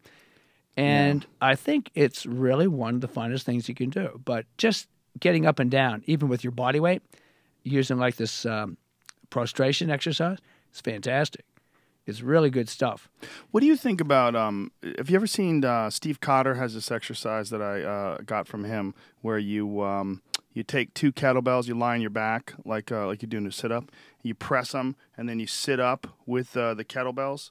You sit up with them pressed, and you do a sit-up essentially, and then you drop back down, and then you do it all with your arms fully extended. So I think he calls it a power sit-up or something like that. That's a hell of a, some people call them Russian sit-ups. I don't know, everything's Russian, right? Right. Especially with kettlebells, right? Especially with kettlebells. But yeah, I mean, it's a hell of a movement. I mean, for sure. Nothing wrong with that then? No. Good. So, I like it. I mean, obviously, you wouldn't take a deconditioned businessman and start out with a movement like that. That's a good term, deconditioned businessman. I have a friend who's a great guy, but I went to hug him the other day, and I hugged him. I put my hand on his back, and I was like, I was thinking, I didn't say anything, but I was thinking to myself, like, how does it even support your spine? I know. Like, there's nothing on your back. Like, you grab a grappler, you hug them, and you feel their back. You feel muscles. You feel like you can feel the lats and the rectus spinae muscles sticking out there, and there's nothing. It was just this gooey thing, like dough, man. Keeps his spine just barely hanging on. And is it any wonder that people are in pain? Yeah. Or that these pharmaceutical companies are just pumping out painkillers right over left? Yeah. Unfortunately, it's just masking the symptoms, so people don't have an incentive then to get in there and do something about it. They just cover it up with the painkillers. Yeah, I've been pretty shocked at how much decompression relieves a lot of pain in the back, and about how much I take one of these harnesses and I attach it to the top of a door and I strap my neck in it. And like after I train, especially I like to do that, and it sort of just like pulls on your head, and you could pull the string, tick, tick, tick, and it pulls you up, and then it puts even more tension. I like to give it like a lot of weight. I like to put a lot of weight on it, and when it's done, it's like, I feel this like rush of blood through my neck, and it's amazing how good it feels. Like as long as you make sure that sucker is tied down good to the door, because one time it wasn't, and it bounced off and clonked me on the fucking head, and I had a cut on my head for like a couple of weeks. It was right when I was doing my sci-fi thing too, so I was doing all these press junkets with a big fucking scar on my head. But when it's done correctly, it's locked into place. It's a real good feeling, like to just stretch everything for years out. I used inversion boots. I loved the inversion boots. Yeah. And there was a time when I had actually injured myself. I was actually trying to do the ab wheel like Jackie Chan style from the feet. And I was pretty good at it, but What's Jackie Chan style? Oh, there was a movie one time with Jackie Chan using an abdominal wheel, and he looked like an inchworm. He was just going like boop, boop, boop, boop. It was just amazing. And I had developed the ability to go from the toes completely out and come back, but I went too deep in fatigue and kinked my back and gave myself a horrible case of sciatica. I actually rotated a vertebrae, subluxation, rotation, and spondylolisthesis. I went to my rolfer. It's the first time I ever heard the word surgery coming out of her mouth because she was pretty anti-surgery. And she said, I don't know, Steve, you really did it to yourself this time. I don't know whether I can help you. And in the meantime, I had this burning sensation down my leg, into my knee, and my big toe just wouldn't stop burning. Like this chronic, aching, burning sensation that was just agonizing. And what is that? Is that nerves? The nerve was pinched off. So over time, I went to an acupuncture guy to relieve some of the pain. It had instant relief, but then it would come back. And over time, she kept working this vertebrae back into place with her fingers. And after about 8 weeks, boom, it went away like nothing ever happened. It just disappeared. But after that, I was using that. I was also sitting on this chair called a back chair. Maybe you could bring it up. It holds you around the ribs like a clamp, and you're sitting on a sling, and then you release the sling, and your back goes into traction, and you're being held like up underneath your armpits. Oh, so relieving, man. So you're being held under your armpits. Yeah, but like a big clamp. It kind of clamps on you. And so it sort of like lets your lower and body your lower away. body is just kind of hanging there in traction and decompressing. Like a dip almost. Kind of like a dip, except there's no stress in your upper body. You're just sitting like I am in this chair right now. And this back chair was fantastic. So between acupuncture, the back chair, and the rolfing, she got me out of trouble. And needless to say, I wasn't too keen about the ab wheel anymore. Not at least from the feet. I was a lot more conservative.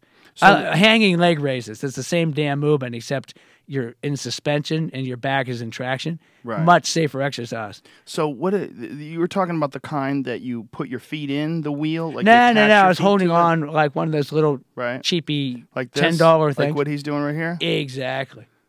Now, what is I was actually doing it just like that. But I just went too deep into fatigue and kinked my lower back. And so you were just too tired while I was too tired. I lost my form a little bit. I was, going too hard. That is the main issue that we talked about before, the last time you were here about CrossFit. I finally brought myself to watch the video of that guy getting paralyzed. Oh, my God. It's horrible, man. You know what's really telling about that video is not just what we're talking about is there was a CrossFit competition and there was a guy who was a CrossFit instructor that was doing was it a clean press? What was it?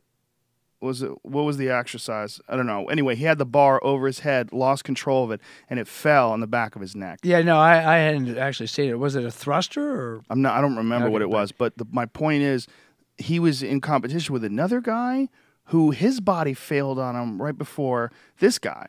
Like the guy next to him, in the middle of it, his legs just gave out and he dropped the bar. And so he drops his bar and it hits him on the neck. So it's like one guy drops his bar and then the next guy drops his bar right next to him. It's just the next guy was a catastrophic injury. Catastrophic. But both guys were so fatigued, they shouldn't have been doing it in the first place. They shouldn't have been lifting that weight. No way, man. Their whole body was just like that. rubber. It's like we said last time, the risk to benefit ratio. Yeah. Are the risks worth it? You've seen the video? I haven't actually seen it. Let's watch it because okay. while you're bringing that up, I'm going to take a quick. Okay, please do. Please do. Yeah, go ahead. Right back. He's doing a snatch. Is that what it is? Yeah. Yeah. It's so horrible to see. And by the way, I'm not down against exercise, and anybody else's methods. And I know that some people like CrossFit and they get a great deal of pleasure out of that kind of exercise and pushing themselves and all that stuff. And I understand it. I get it. But this is hard to watch, man. Watch this guy.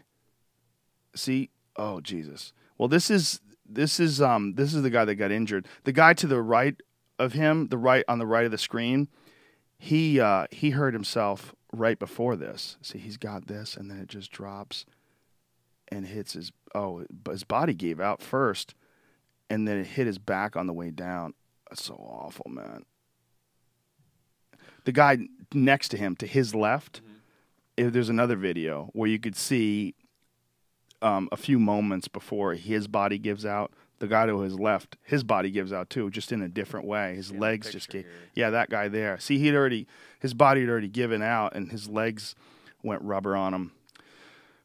Exercise is awesome. It's really awesome. It's great. It's great for your body. But goddamn, man, you got to be real careful when you're throwing real heavy weights over your head and you're completely, totally exhausted.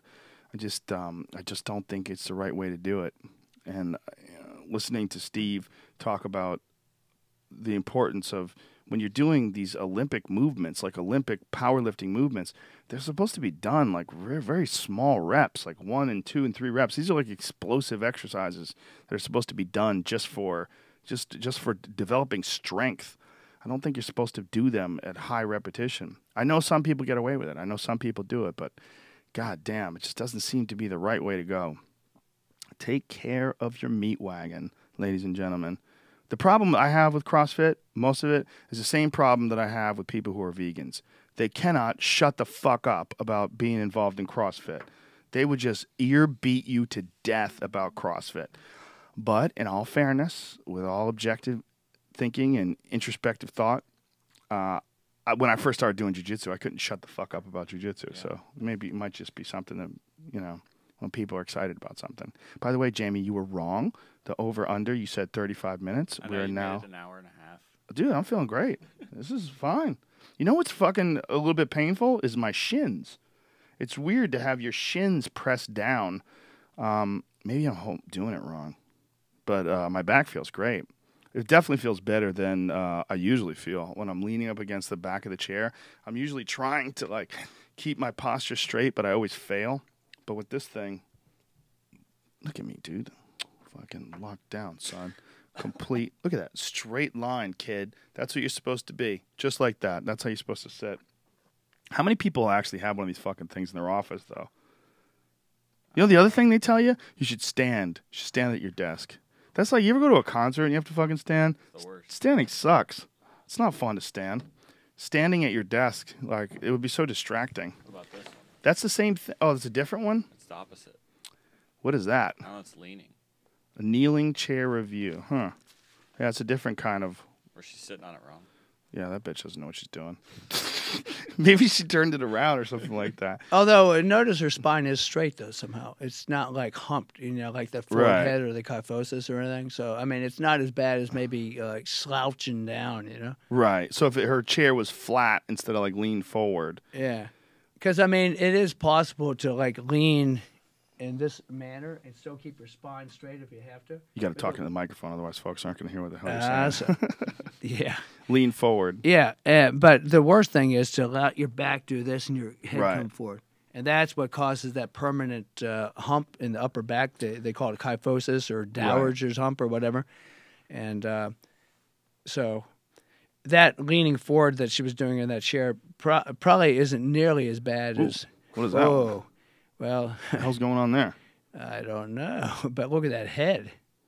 What is that? Can't be good. That's not good? That's called forward head. Okay, so look at that. That's not good. The way she's kind of like this. It's real interesting because I worked with a high-powered lawyer one time. Remember, I don't know whether you remember this, but remember the South Philly gang, the Nicky Scarfo? Yes. The mobster? Yeah. Well, I worked out the guy that put him in jail.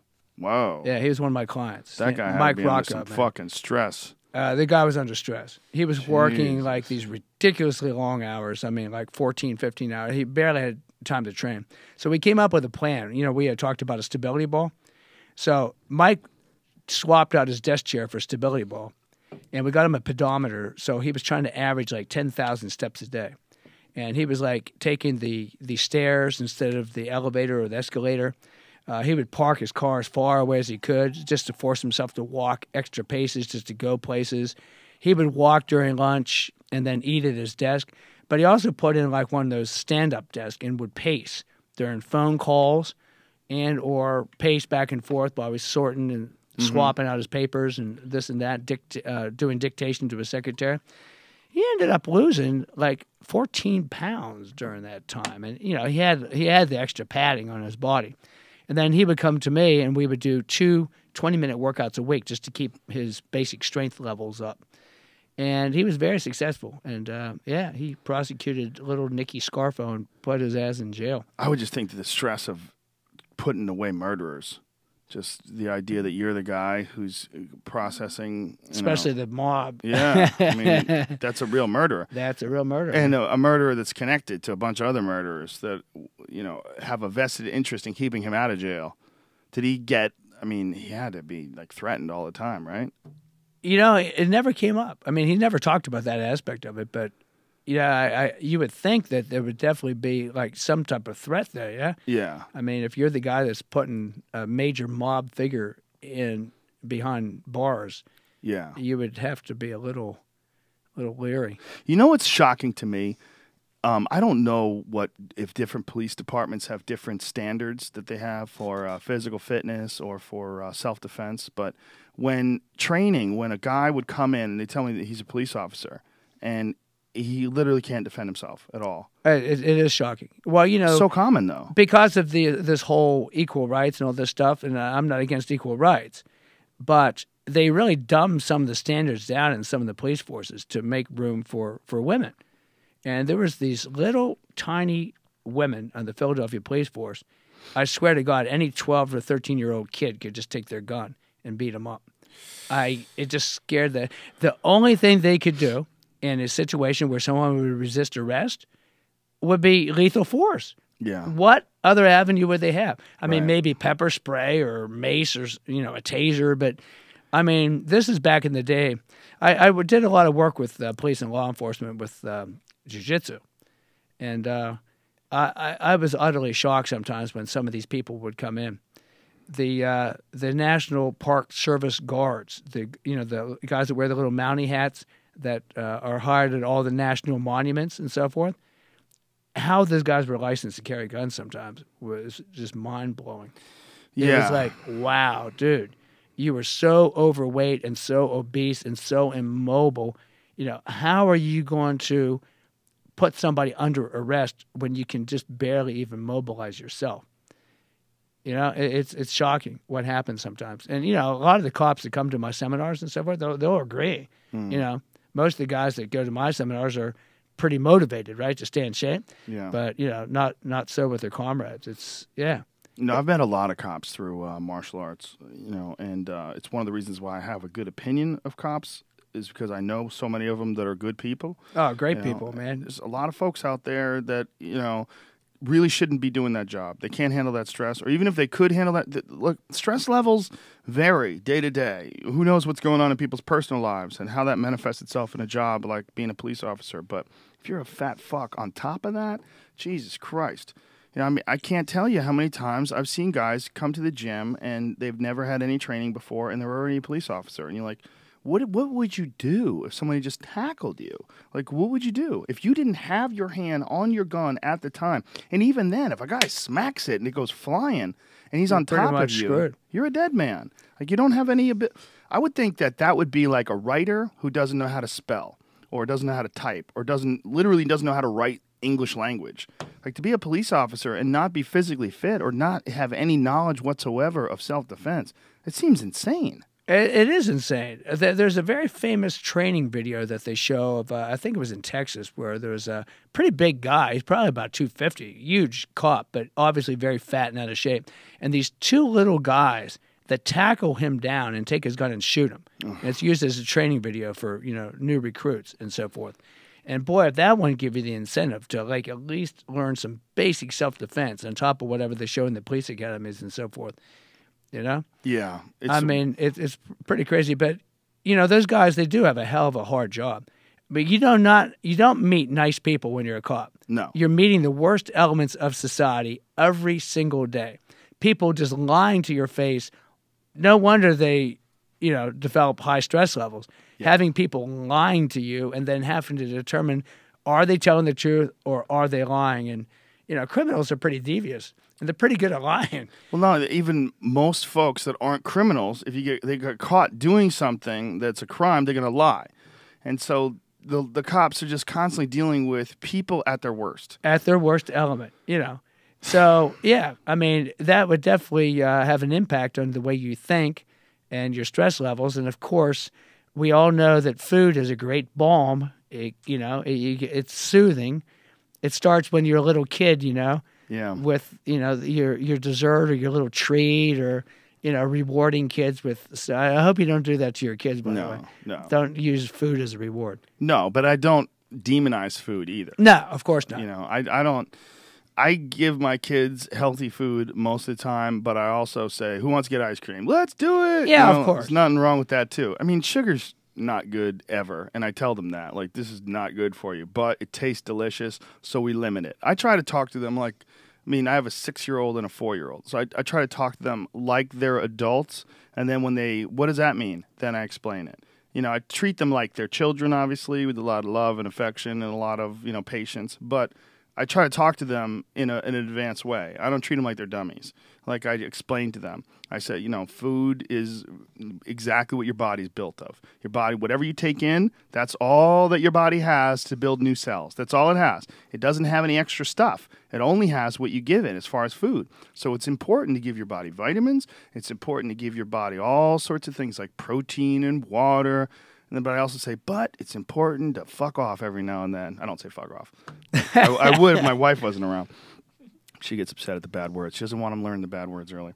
But I say they'll learn them sooner or later for sure. Have a little mouth party with some sugar every now and then, But I don't want it to be a forbidden thing. Yeah, well, either. Once you forbid something, it makes it even more desirable. Yeah. And I had friends that had kids and they they weren't allowed to have any kind of treats or any of that kind of stuff. Guess what they do as soon as they go to a friend's house? Freak out. And then they just freak out of that stuff, man. And it's so funny. I had this one lady that was like this really, really, snippy eater. And, everything was fresh and organic. And she was so proud of her son and his diet that she had him on. Man, every time I saw that kid, he was with a friend, and they would sneak bags of candy and stuff. God, it's so crazy. It really, truly so is. crazy how many people do that, too. It's so crazy how many people just, they do that to their kids and they suppress them.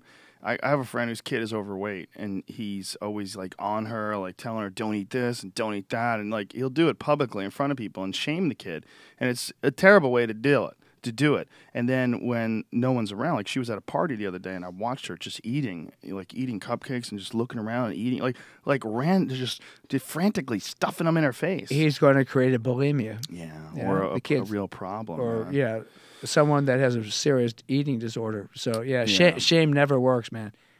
Yeah, it's terrible. It's just a bad thing to do to a kid. It's just, children, they're developing. And that's the thing that people don't understand. Like, to raise a kid, you can't just go on your instincts. You can't say, oh, you need to toughen them up and tell them what to do. No, you're going to develop all sorts of weird, crazy things in their head. You're going to develop blocks, and they're going to have these mental blocks they're going to have to work out in therapy for the rest of their life if you fuck with their head too much when they're little. Well, think about it. Most of us didn't have that great a role model. Yeah. And there's no directions that come with raising a kid, man. Exactly. And it makes me wonder why so many people think that they are good or even qualified to be parents. Nowadays, with the world being the way it is, I would be really reluctant to want to bring another soul into this world. And I don't know. I just don't feel like most people are really that qualified to be parents. They should really think about why are they doing this. It seems like kids are almost an accessory, something that you show off, or it's an accessory, or they just bring them in because it's the thing to do or whatever, It gives them meaning. It gives their life meaning. I think for a lot of folks, they feel like if they don't have children, that they're somehow or another not contributing. And I faced that before I had children.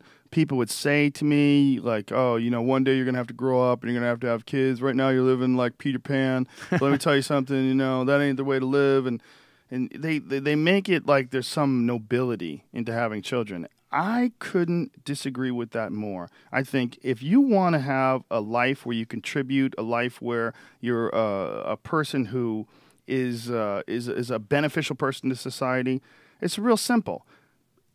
Have good friends, do something you love doing, inspire others, be nice to folks. That's it. That's all you really have to do.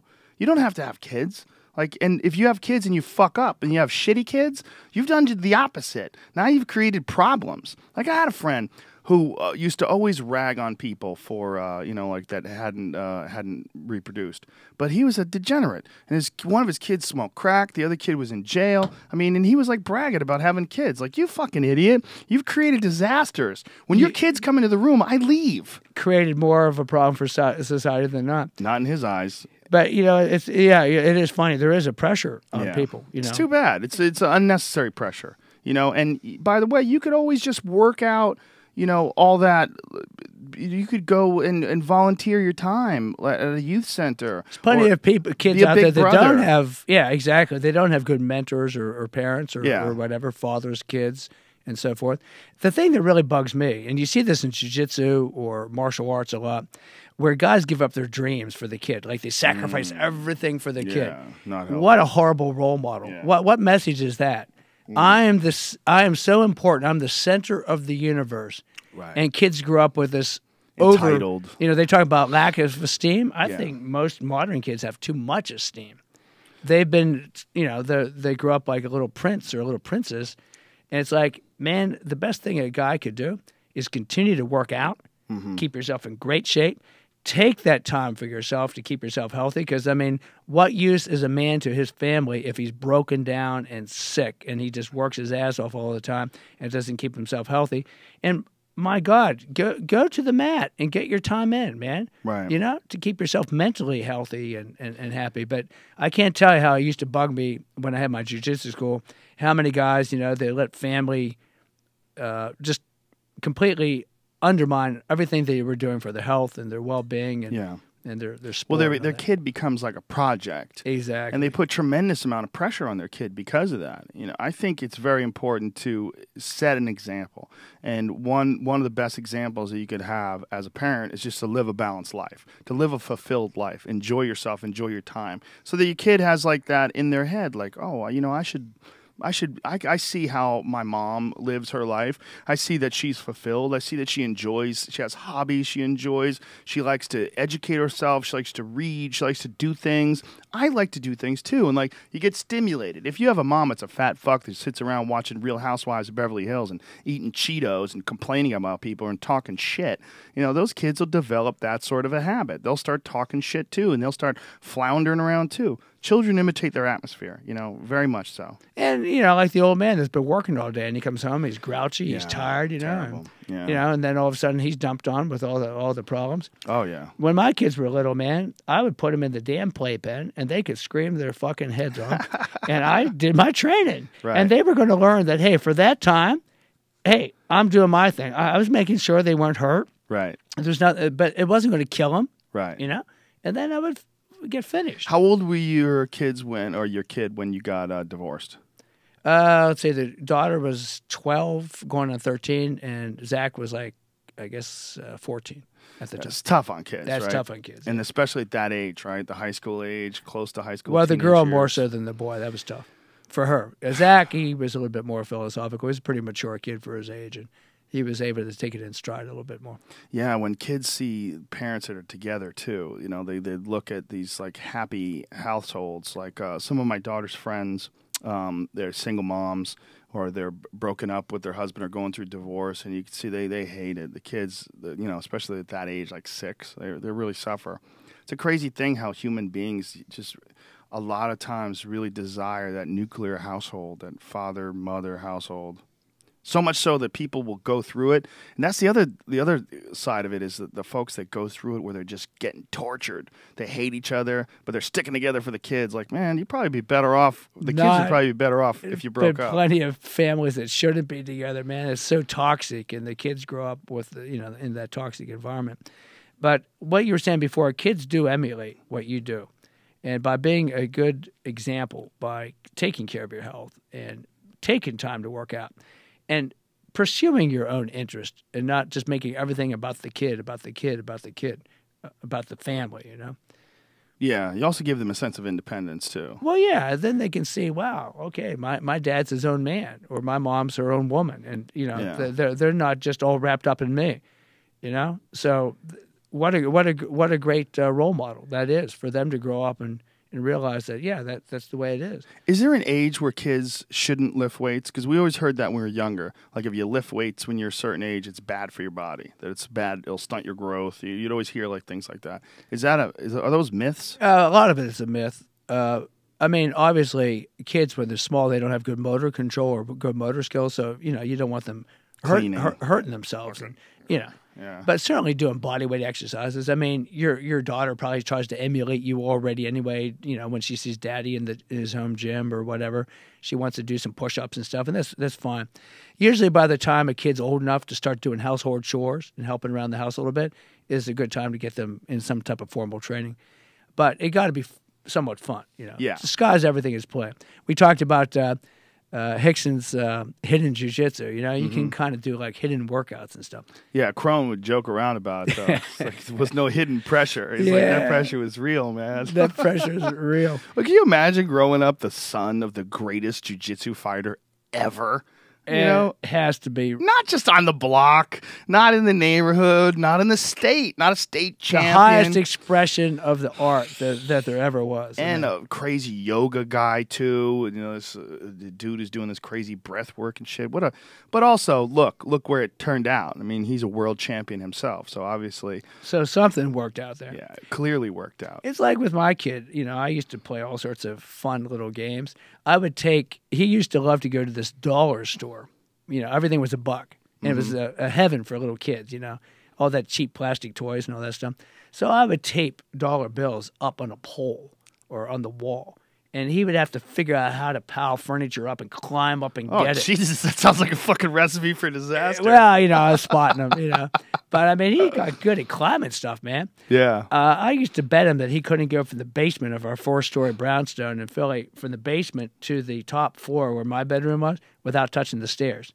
So he was doing, like, Ninja Warrior stuff, like, bracing himself in the wall or walking with his feet in one wall and his hands in the other. Wow. Then cat crawling up the railing. I mean, he was doing this stuff when he was really, really little.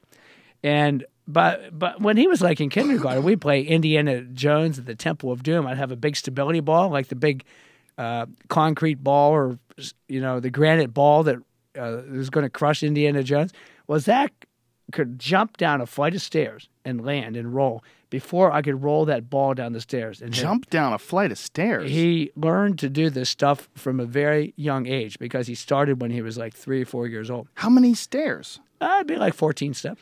He jumped down 14 stairs? He could hold onto the rail and swing his legs out and jump to the bottom. Oh, okay. So he would hold onto the rail and jump over the side? No. He would like swing his body in the stairwell and jump down the flight of stairs. Oh, my God. Yeah. It's kind of cool.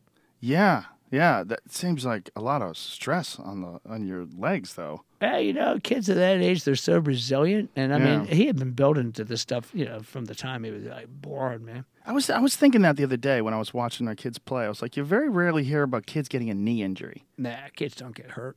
I mean, they'll Isn't that fall weird? and stuff. You know what? You know when they start getting hurt? When the parents start to put that fear of ground engagement.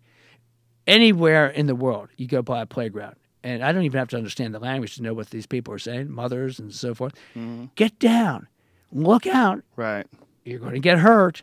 Oh, that's so dangerous. You put this fear into kids' minds. Mm-hmm. But up to that point, their bodies are so resilient. Okay, maybe they'll fall. They start to learn their own limitations. But instead, well-meaning but misguided adults put these limitations in their mind already, premature. So they never really discover.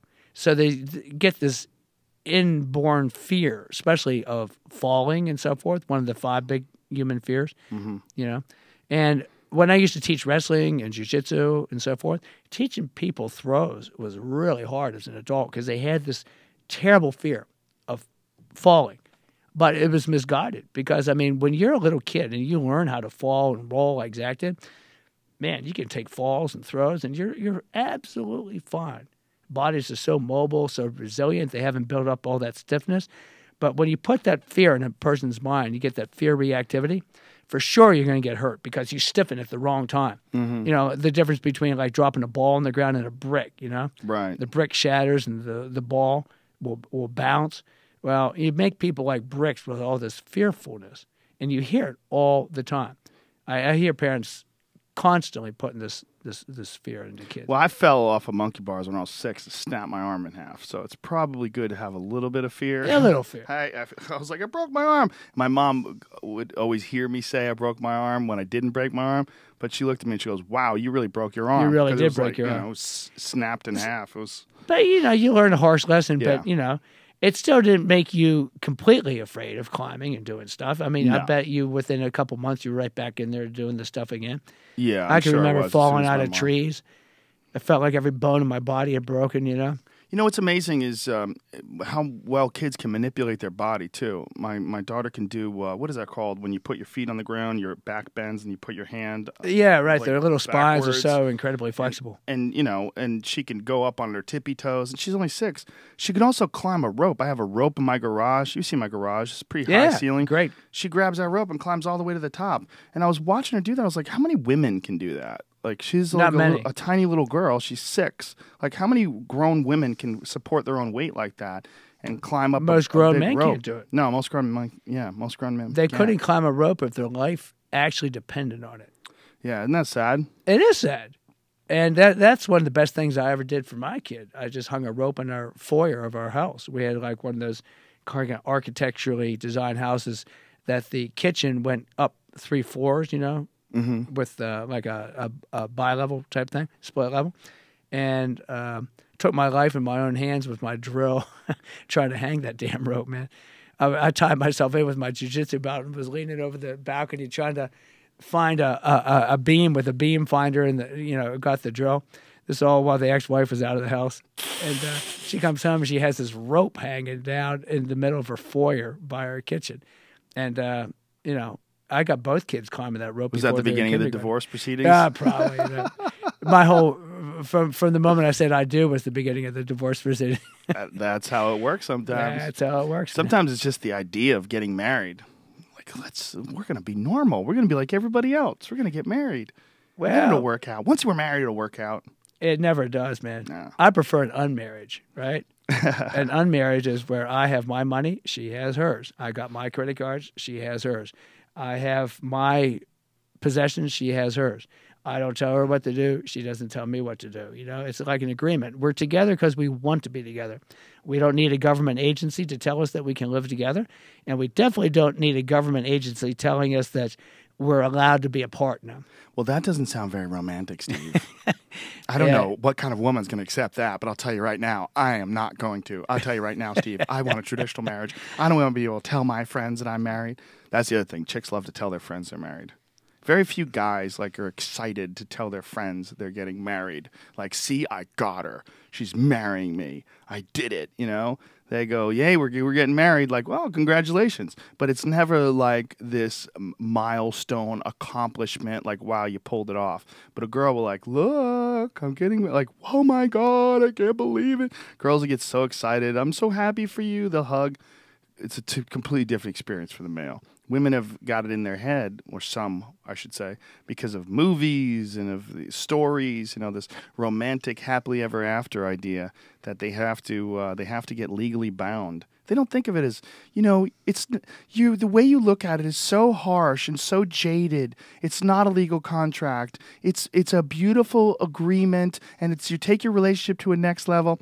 Yeah, until you hit those divorce proceedings, and then you realize, oh, this is a contract. This is a legal contract with the state, and now I got to bring in lawyers, and we got to figure out how to fucking divvy up my money, and the lawyers get a giant chunk of that action. That's the big scam. That's when Phil Hartman, before his wife killed him, when he was trying to get divorced, shot him in his sleep, he was ranting to me. I go, just fucking give her half. And he was like, it's not half. That's the thing. It's a third because the lawyers get a third too. You lose 2/3. It's not half. Pretty much, man. And he was just steaming That's about why it. I like the non-marriage, That's nice, the non-marriage. Yeah, Reportedly, everyone keeps their own personality, and you don't just get all wrapped up. See in this shit. guy? Jamie was showing me this yesterday. This Russian oligarch lost $4.5 billion Ouch. BI in a divorce. Of course, I guess when you have billions and billions, it's probably not that big of a deal, right? It's a big deal no matter how much money you got. The idea that some chick is going to be going off banging other dudes with your money and riding Ferraris and flying private jets everywhere and buying castles, all with your cash. Why? Because you had sex with her. I guess they don't have prenups in Russia, huh? Or if they do, he didn't get one. I mean, he just maybe thought this is going to be different, man. Fuck all the other 50% of the people that could make it. I'm not even hedging my bets. I'm all in. He pushed all his chips on the table. And you know, the thing that I think sours a lot of marriages, and I can speak from experience because I've been married and divorced 3 times. Three times? 3 times. You yeah. fucking crazy, man. Yeah, man. I kept going back for more, and I finally got smart, you know. I 3 times. Pretty crazy. Wow. But so many of us guys, we get the a woman who is the what I call the girl, you know, really fun to be around, very, you know, feminine.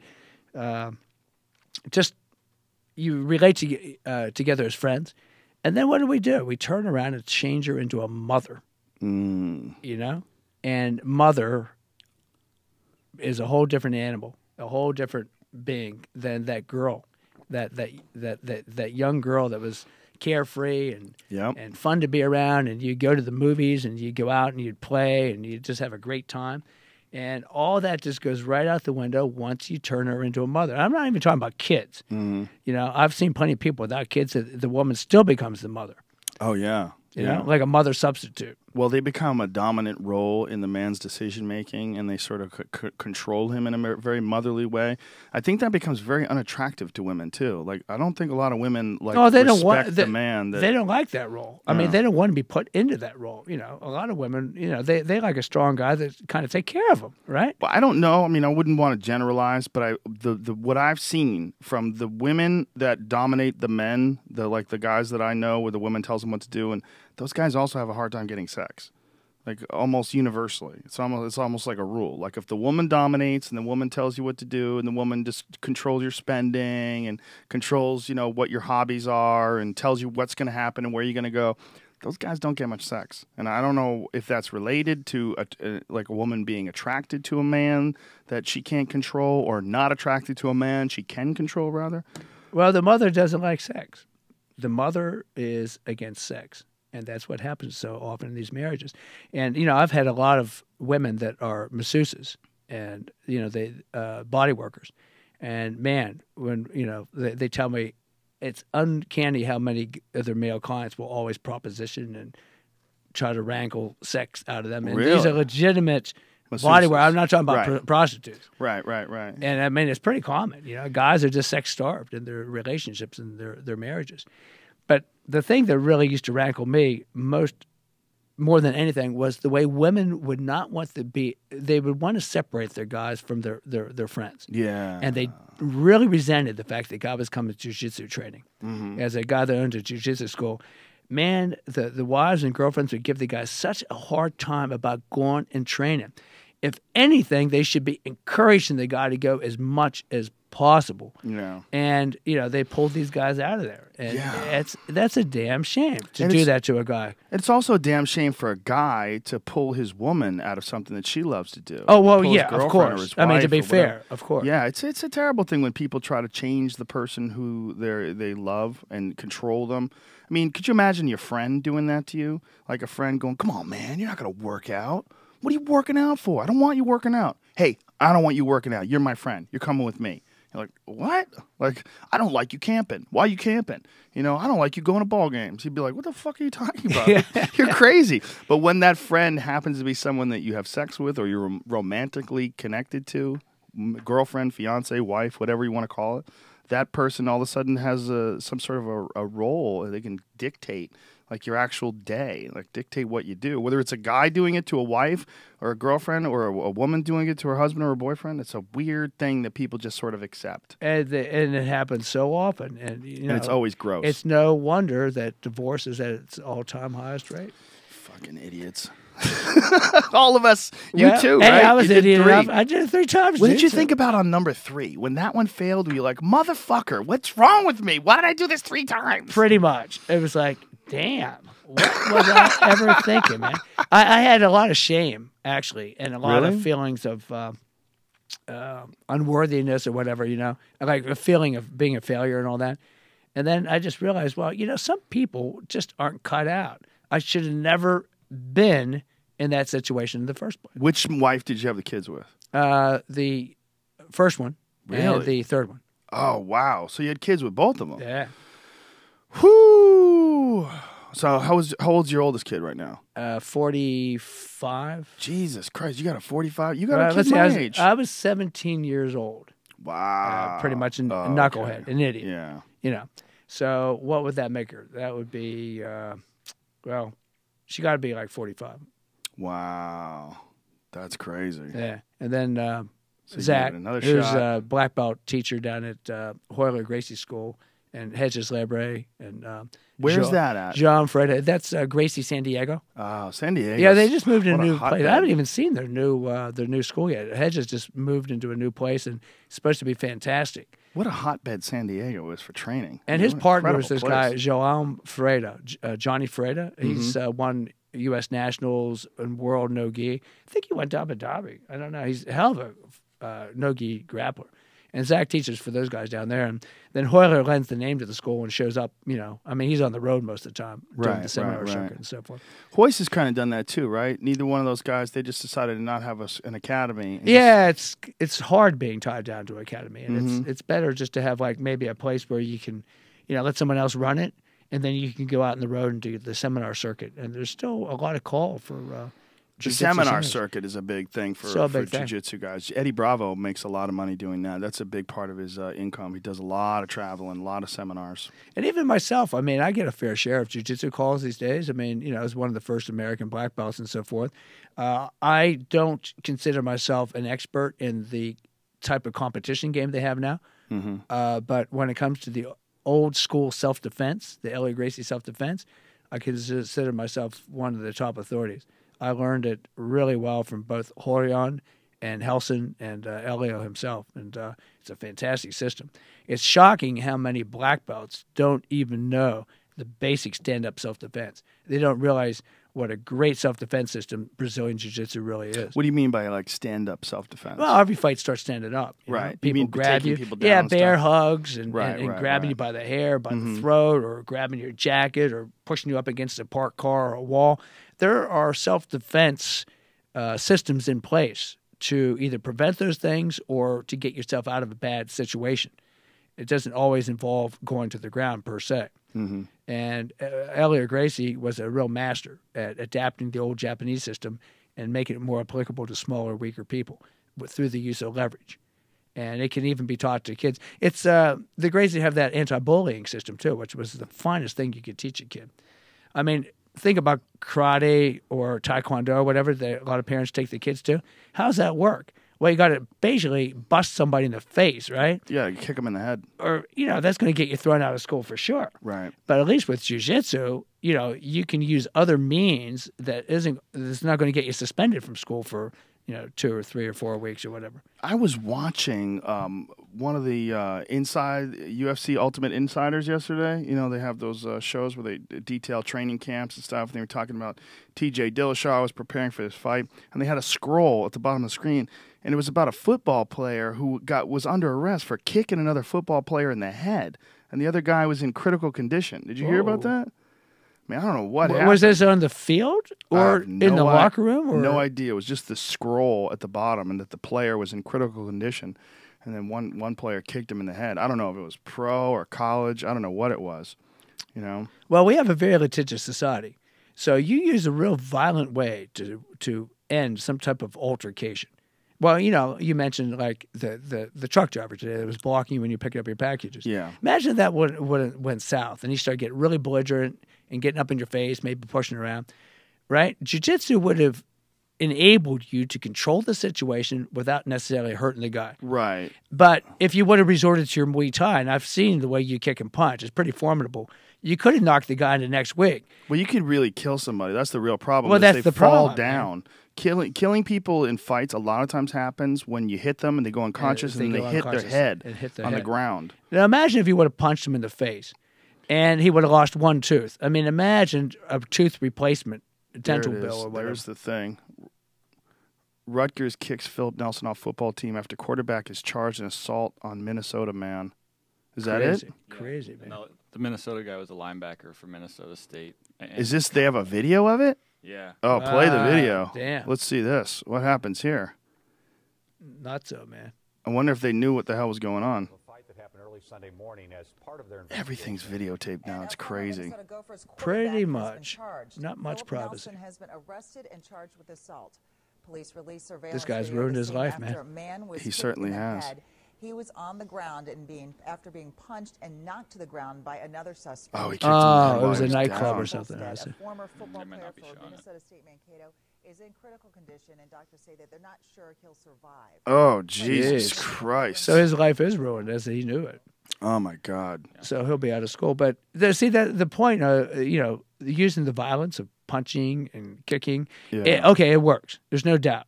Oh, it definitely works. But the after effect. Yeah, it's fucking horrible. The ramifications of using that type of violent behavior, and for children in particular, to teach them that. Yeah. Wow, they're going to be thrown out of school for sure. That's why I always like the wrestling and the jiu-jitsu. You can control it without necessarily have to smash somebody. Yeah, absolutely. The only real problem with that is, of course, multiple people. But multiple people, most of the time, you're fucked no matter what. Pretty It's much. very rare that a guy. It's not like, the movie. Like a Jackie Chan movie? Jackie Yeah. Chan or you Jason ever see that? Statham, One video, it was from Turkey, where this guy was a boxer and he was being attacked by this whole group of people. We were watching it during one of the podcasts that we do, and I was doing commentary on it because the guy's a really good boxer, and all these people are chasing after him, and he's dropping them left and right. There's like fucking 10 or 15 guys chasing after him, and he drops like 10 of them. They're circling around him, and a guy comes forward, crack, he pops this guy, crack, he pops that guy. They're trying to grab him, he's backing up, dropping guys. It was really like a scene in a movie. Like if you saw it in a movie, you would say, well, this is fun to watch, but in real life, this never happens. But this actually did happen. actually did. I like that movie Old Boy. Here it is. Here's a video. They're chasing after this guy.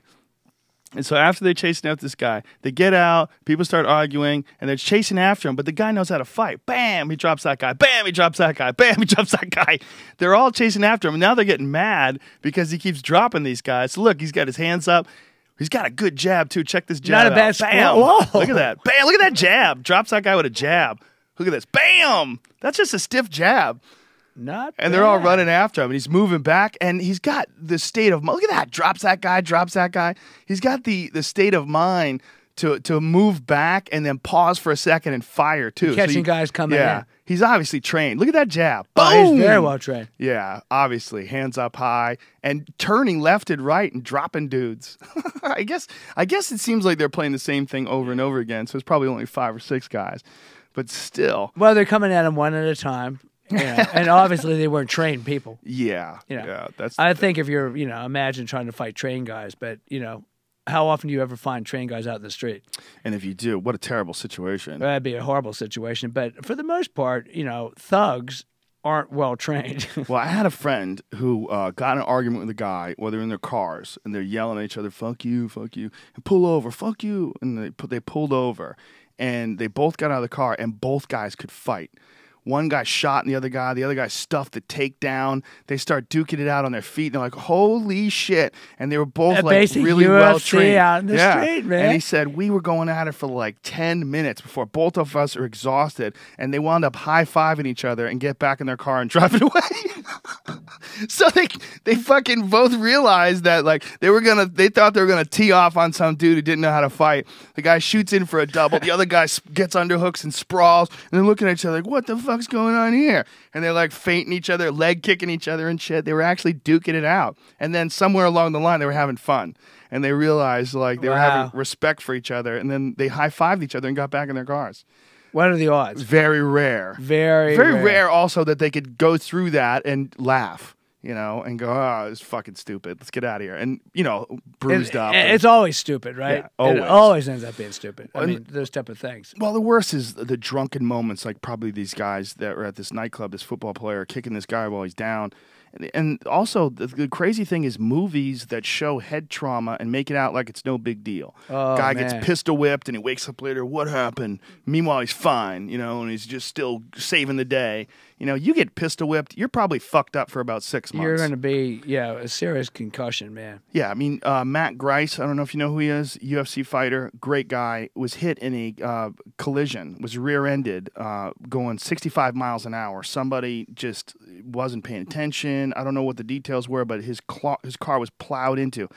Had brain surgery, barely made it, big scar on his head. They had to remove his plate from his head. They move a piece of his skull to give his brain a relief from the pressure, and then they had to put it back in place.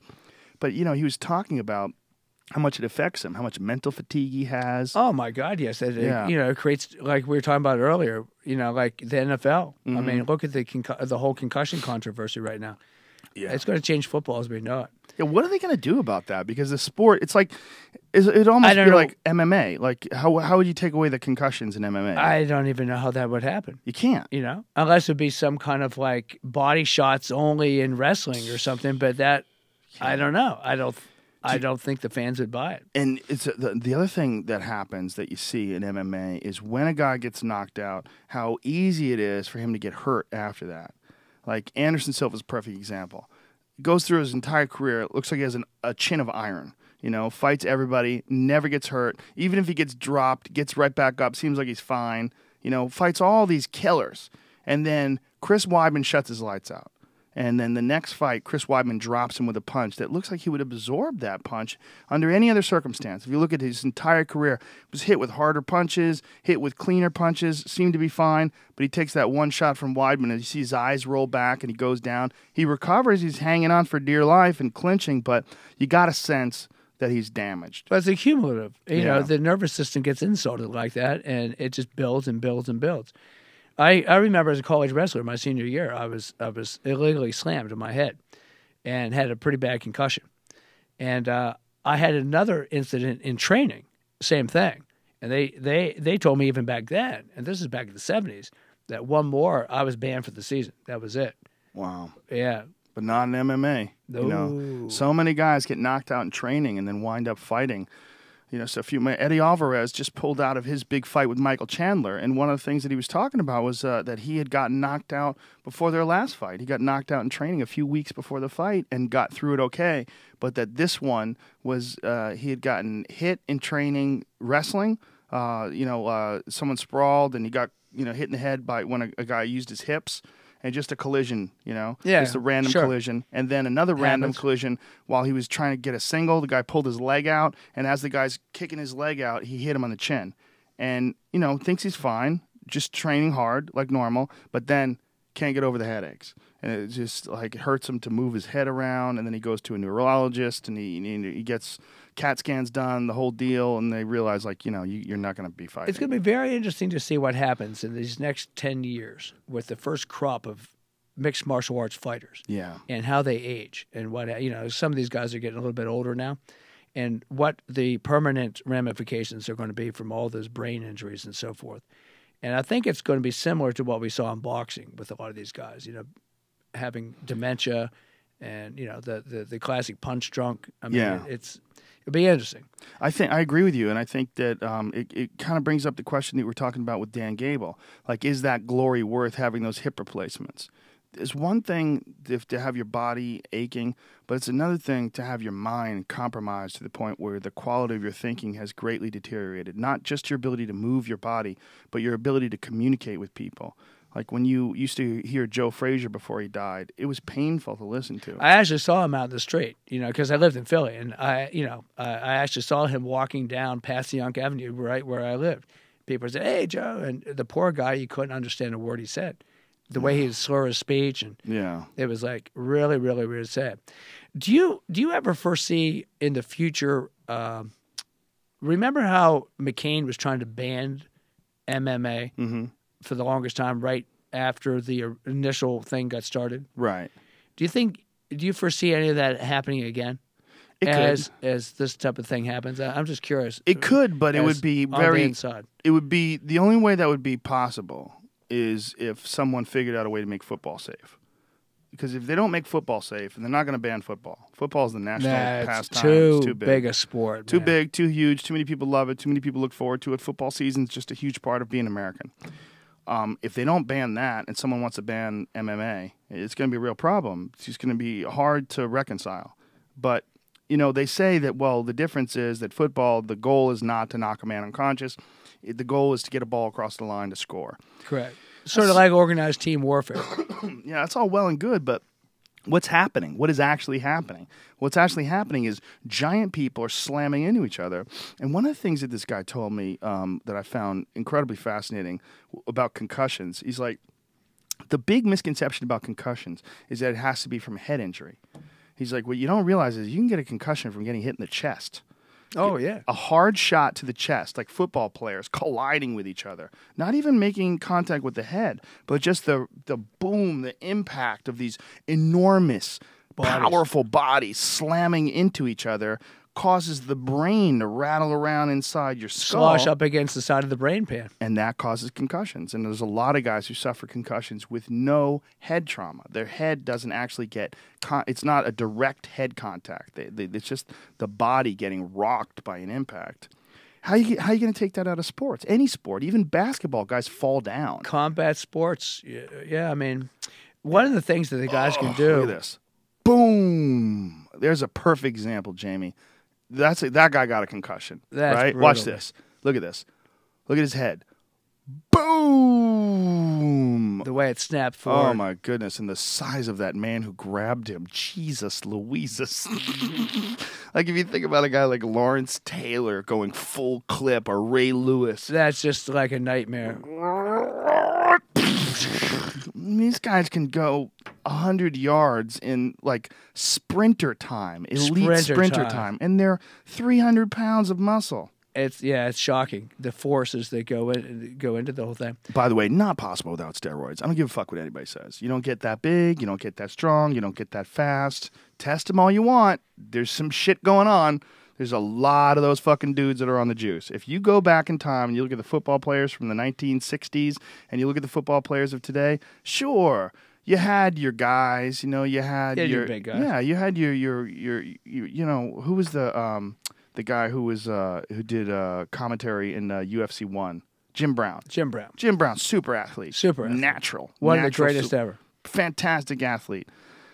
Those guys today are so much bigger than him. He's a little guy by their standards. Go back even further. Let's take Jim Thorpe. Oh, yeah. I grew up in Carlisle, Pennsylvania, where Jim Thorpe went to the Indian school there in Carlisle, PA. No kidding. And I went to school with his nephews, his grandnephews. Both boys were... What was he like as he got older? He became an alcoholic, unfortunately. He was penniless. He was stripped of his Olympic medals for playing one pro baseball game or something, getting paid for a game. What? Yeah, they had stripped his medals from him for his amazing Olympic performance. Wait a minute. Because he did the baseball game before the Olympics or after the Olympics? No, before. He had actually got paid, made a nominal amount of money, I don't know, $15 or something for playing a game, and he was stripped of his medals. But he died just basically a ditch digger and a penniless guy. But to give you an idea of how versatile the football players were in those days, my friend, the nephew of Jim Thorpe, told me the story that he missed the bus from Carlisle to Harrisburg to play the game.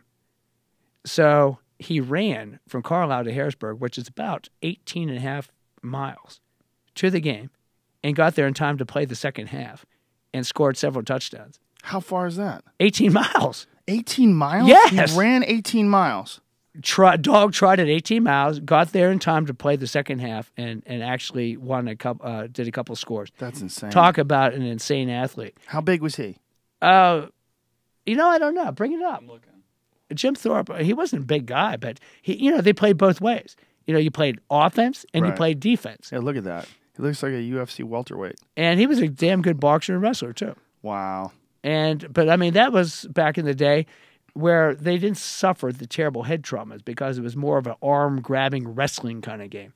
And were guys smaller too. And smaller. Yeah. And, you know, I stayed in Sydney. I love Australia. I love the Aussies, and I was teaching jiu-jitsu down there. And they're really into Australian rules football, and it's very similar to rugby. The guys don't get nearly the traumatic injuries that they do in, like, NFL.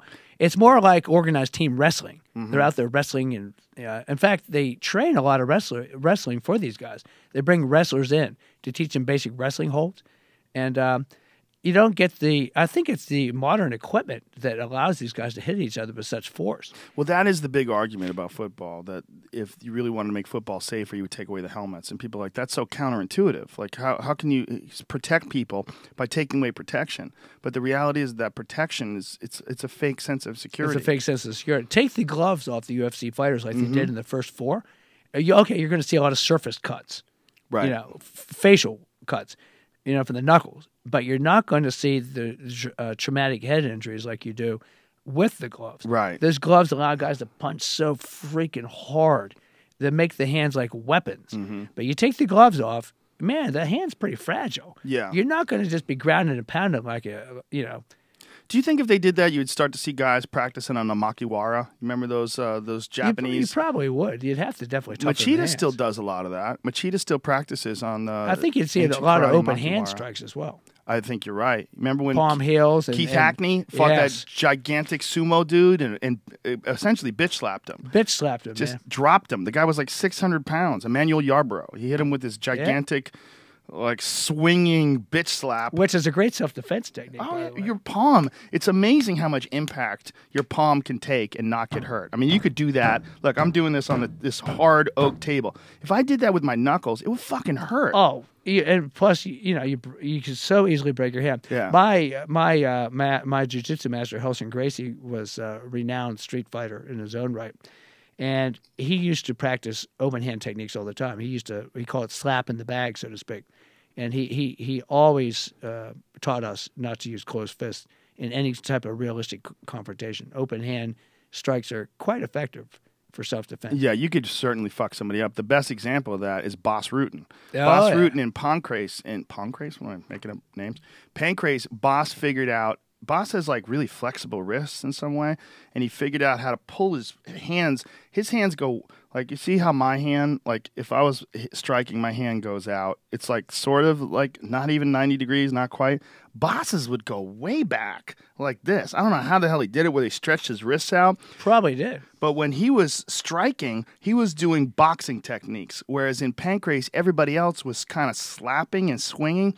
Boss was throwing straight palm strikes and palm hooks. So he was throwing them in a very traditional boxing way and knocking guys senseless. Iron palm technique. Yeah, incredible power behind his straight right palm technique. You know, he was a great puncher. So he just pulled his hands back and threw punches, but threw punches with his palm and was able to really, that was the thing about Pancrase, is like, you know, that they were not allowed to use closed fists on the ground. They were used them to the body, but they were not allowed to use them on the face, standing up or on the ground. So everything had to be these kind of slaps. But Boss just threw the whole fucking system out of whack because he would just crush guys. With that palm heel technique. And he's another guy that's in some serious pain right now. He's got one atrophied arm. His arm is shriveled up, and he's going through all these different treatments to try to regenerate the nerves and the tissue in his arm. It's real sad. And it's I mean, there's a hell of it. No one ever said that these sports are healthy. You know, you do it because you love it. There's something inside you that makes you want to do it. But, you know, I mean, truth be known, grappling is something you can do pretty well in advanced age. Yeah. You know, well, Elio was like 90 and he was still grappling, in his right? mid-90s. Yeah, he was like 95, 96. So. What was he like rolling around? You rolled around with him, right? When he was that old? He was amazing. He liked to lay there and let you try to do stuff to him. Uh-huh. He loved to play that game. And it was like he could read your mind. He already knew what you wanted to do before you even did it. But he moved well. He moved very well. Old. Wow. He moved really, really well. He had hurt his knee jumping off the back of a truck. And, so he was a little stiff in his knee, but he was pretty mobile guy. Even in his 90s, it was amazing how well he moved around. What do you think about, like, there's techniques today that you're seeing in jiu-jitsu, in MMA, all these jiu-jitsu techniques that were not in the original systems. There's all these new found movements that some guys just don't want to adapt. They don't want to incorporate them into their strategy, or into their game. What do you think about that? I find that to be incredibly weird because jiu-jitsu itself was like this new thing, these new effective techniques that the folks that were originally learning them didn't know. Elio Gracie, Carlos Gracie, they take these techniques, they modify them, they make them even better. So they essentially have this completely new system. When they brought it to America, like especially in 1993 when the UFC came along, that's what the whole thing was about. It was about these new techniques that people couldn't defend against because they weren't aware of them. But now they don't incorporate new techniques into this system. And the idea that it's perfect as is and that it can't be improved upon, I think that's a little short-sighted and a little weird considering how the system started in the first place. Well, you have to think of it like this. Combat versus sport. Real fighting versus sport fighting. The rules will dictate the techniques, just like Taekwondo. At one time, it was a fairly formidable martial art. But because once it became an Olympic sport, it just became so stylized that Taekwondo almost became useless as a martial art. Take judo, for example. The original judo was basically identical to jiu-jitsu. But once it became an Olympic sport and people started practicing it within the rules, they became more and more stylized to the point where judo lost any semblance of being a real martial art that you could use for self-defense. So I think what the Gracie Jiu-Jitsu practitioners are saying is we don't want to take some of these newfound techniques and incorporate it in our style because this is for sport only. This is stuff that you would only do in the sport itself. And that we want to stay with the more traditional combat-oriented techniques that have been tried, true, and proven for many, many centuries, really, if you think about it. That being said, my son said something interesting to me because I was kind of ragging on 50-50 and Berimbolo. And he says, yeah, but Pop, if you don't know this stuff, you're going to get your ass handed to you by some guy that does. So it's best to be familiar with all of this stuff. So I thought that made an interesting point. But, when it comes to UFC, I mean, obviously you're not going to Berimbolo somebody. You're going to get your lights punched out or, I'm not going to jump guard in the parking lot out here if some guy would give me a hard time. Right, but if you do wind up scrambling, you fall on the ground, the guy's on top of you, the guard does work in a street fight. Oh, hell yeah, man. I can't tell you how many students in Philadelphia. I myself had a few scrapes, and boy, it worked beautifully.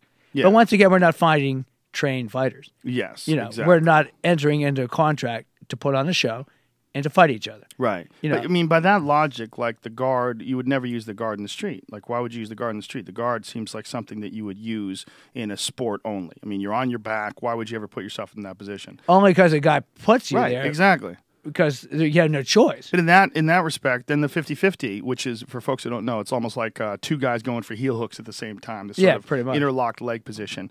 If you're in a situation where somehow or another in a mad scramble, you wind up with a guy like that, boy, a heel hook in the fucking street would be absolutely devastating. Well, if the guy wouldn't get up and chase you, you could just walk away and he'd be laying there. Oh, the heel hook is one of the worst techniques ever as far as the going from like not feeling any pain to irreparable damage or damage that you're going to have to get surgery for.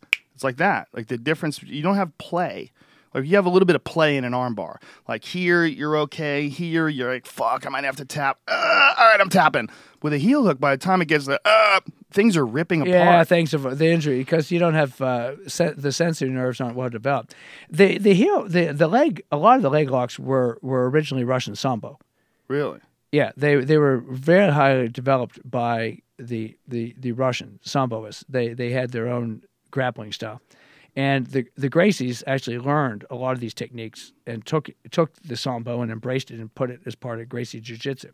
The Machados did an awful lot of that too. They studied Sambo, they competed. I actually saw a couple early Gracie videos of Hickson and Jean-Jacques and Higgin competing in Sambo tournaments in California. And, it's real interesting. This Russian guy beat two Machados and then met Hickson in the finals, and Hickson beat the guy in the finals. Interesting. Yeah, it was really good. This Russian guy is pretty good. What's his name? Oh, man, I don't know. This was years ago. I saw this video. It's an old footage that I saw in Horian's office. But at any rate, they were military technique. If you maimed a soldier, then it would take at least two comrades to take him out. So now you've put three people out of the picture. Oh, so they would rip apart the knees. Yeah, so now the guy's all maimed. And so now it takes at least 2 buddies to help get the guy back. So you put 3 people out of the fight with 1 maiming. It's when here it is. Is this This might be it. Is that Hickson? That's Jean-Jacques. That's Jean-Jacques. There was a blonde Russian dude that was kicking everyone's ass in this one jiu-jitsu tournament. Oh yeah, they're going after leg locks. Oh yeah, the Samboas are devastating with his freaking legs, man. Yeah. That's Jean-Jacques. Remember Oleg Chiktarov? That's Jean-Jacques, though, that just did that. Jean-Jacques in the blue. I remember Hickson was wearing this. You remember the colorful shorts he was wearing? The one tournament that I saw, there was a blonde Russian guy that was pretty much kicking everyone's ass, and then Hickson was wearing those multicolored shorts that he was famous for in the beach and the beach fight in Rio when he fought Hugo Duarte. Yeah. This is Hegan. Hegan in his day was a bad motherfucker. Oh my God, he still is probably. Yeah, I haven't seen him lately. He's a big guy now, but yeah, that's interesting. That is very interesting. How familiar are you with prolotherapy? I don't know much about it, or maybe I know it by another name. Proliferation therapy. Prolotherapy is they inject this glucose solution into joints, into ligaments. And it actually thickens the ligaments. That's interesting because I have read a lot about the hyaluronic acid that they inject into joints for osteoarthritis and so forth. I think that, yeah. It works in a similar way, I think, to kind of hydrate the connective tissue in there. Oh, okay. What I was bringing it up is because I knew a dude who used to get it done even though he didn't have injuries. He would get it done on his elbows and his knees just to thicken up and strengthen the tendons and ligaments just for training. Because apparently it can strengthen it as much as 40%. Well, that's pretty impressive. It's very impressive, right? Wow. Yeah, and they would when you inject it, it's really painful. I had it done on my knee and I had it done on my wrist. It did wonders for my wrist. I broke my wrist when I was kickboxing like in 1988 or 89. It fucked with me for a long time until I got this prolotherapy on it, and whatever it did, it really just went, right? Yeah, I mean, it went away a little bit on its own. It got better on its own, but it would click all the time, and it would ache after I would train for a long time. But this prolotherapy, somehow or another, by injecting it directly into the ligaments, it forces the ligaments to swell and then strengthens them. Sort of like the hyaluronic acid. Now, and stays thick. There's another therapy that a lot of people don't know of, but back in the 70s it was huge. It's the DMSO, dimethyl sulfur oxide.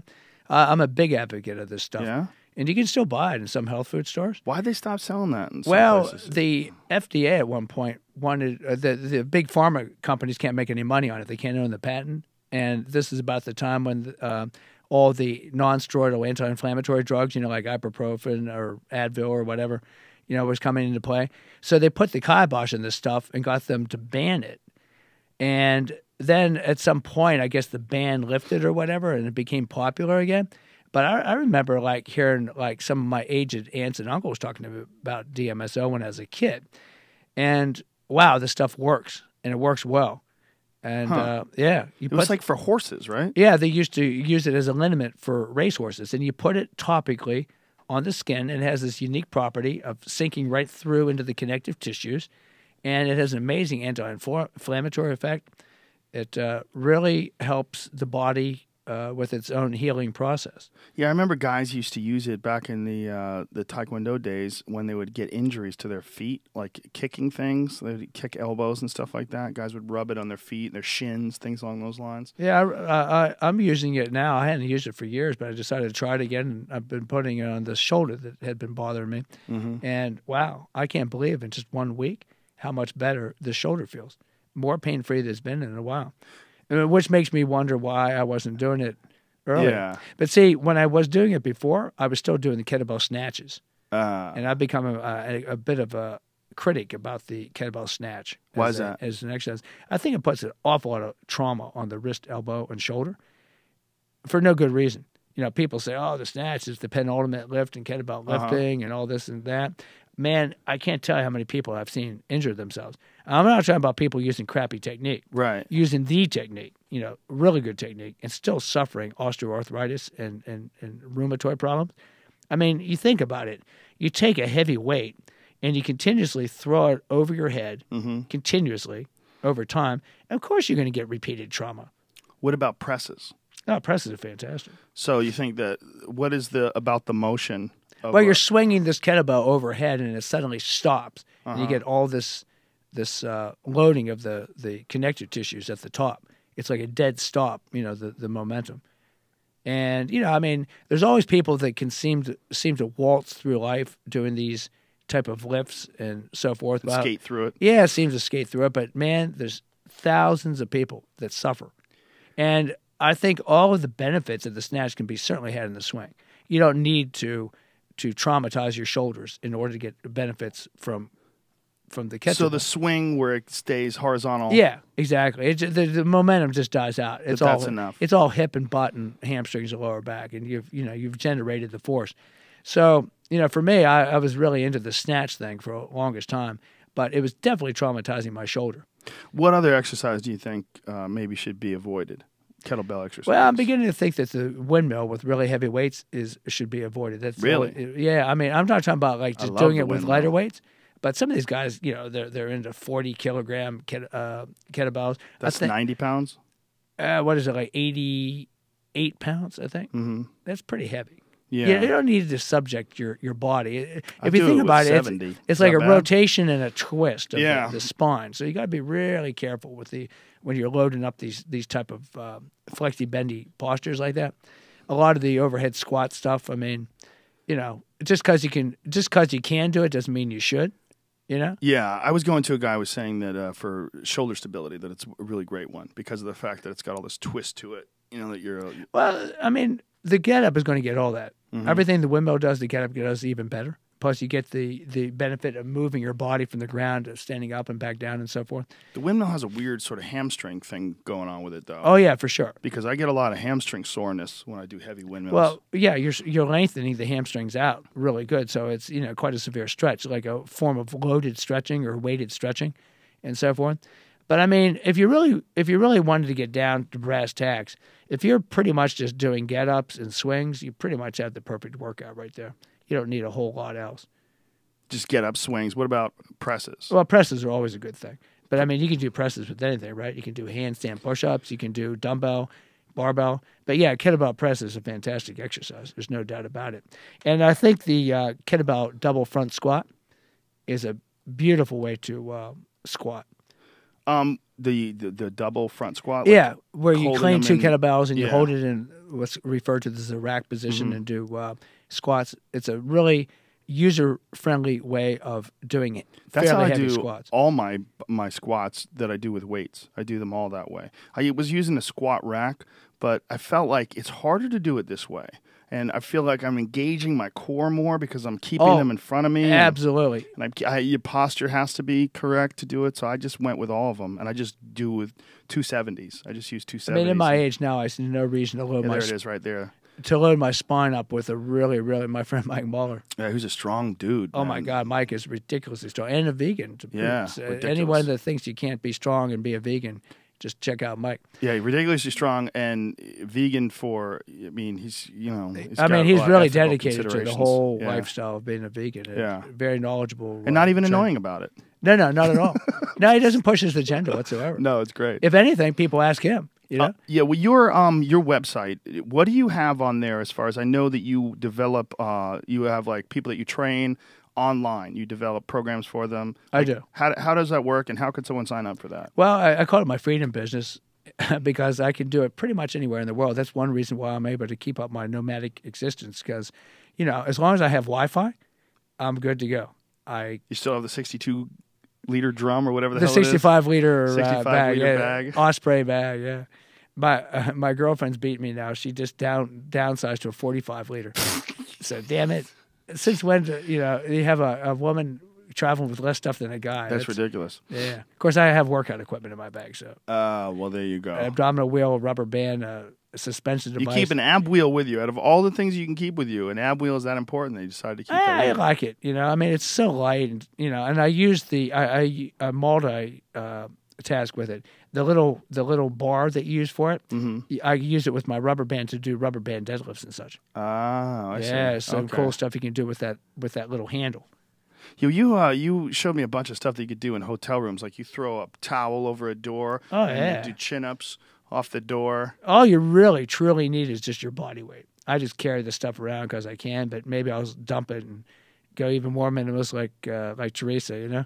So how do you, when you develop these programs for someone, say I'm Jamie over here who likes to exercise, if you wanted to build a program for someone, what do you let them fill out a form? How active are you? How in shape are you? Oh, yeah. I mean, first of all, I want to make sure that I can help the guy.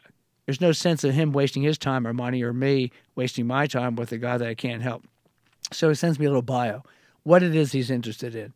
It gives me a chance to see if the guy has realistic goals and ideas. And if he's like way out there, you know, maybe he'd be better off going to somebody else. But if he's pretty much in line with what I think I can do as far as helping the guy, the next step then is I send him a questionnaire, which is extensive lifestyle questionnaire. Everything from, you know, your work to, you know, almost like that Ayurvedic test you took. Mm-hmm. You know, I want to know. And then he sends me a diet log. I want to see what he's putting in his body. And then I send a fitness assessment. In the meantime, he takes 3 photos, non-posed, just like in a pair of shorts so I can look at his structure. I particularly need to see the feet and the knees and see how the guy's standing, his posture, you know, back, front, side. So I need to look at his spine, his shoulders, look at if there's any structural stuff going on. And based on those photos, sometimes I'll have different fitness assessments because before I can take him where he thinks he wants to go, I got to know where he's at. Do you watch him do a video? Do you like make him? Sometimes, yeah, sometimes. But for the most part, you know, it's unnecessary. Once he does this fitness assessment, I have a really good handle on where he's at. And then I'll send him a program, and then he sends a training log in anywhere between once a week to some people like to send something every day. You know, and they have recovery days, active recovery days, as well as their workouts. A lot of the guys are participating in Jiu-Jitsu. Some guys are participating in MMA. But a lot of the guys are just regular guys, businessmen, businesswomen, housewives. They just want to be healthy. How many clients do you have that you do this with? Right now, I haven't counted, but it's close to 60. I know. It's a lot of time on the iPad. How do you keep up on that? A lot of hours a day, man.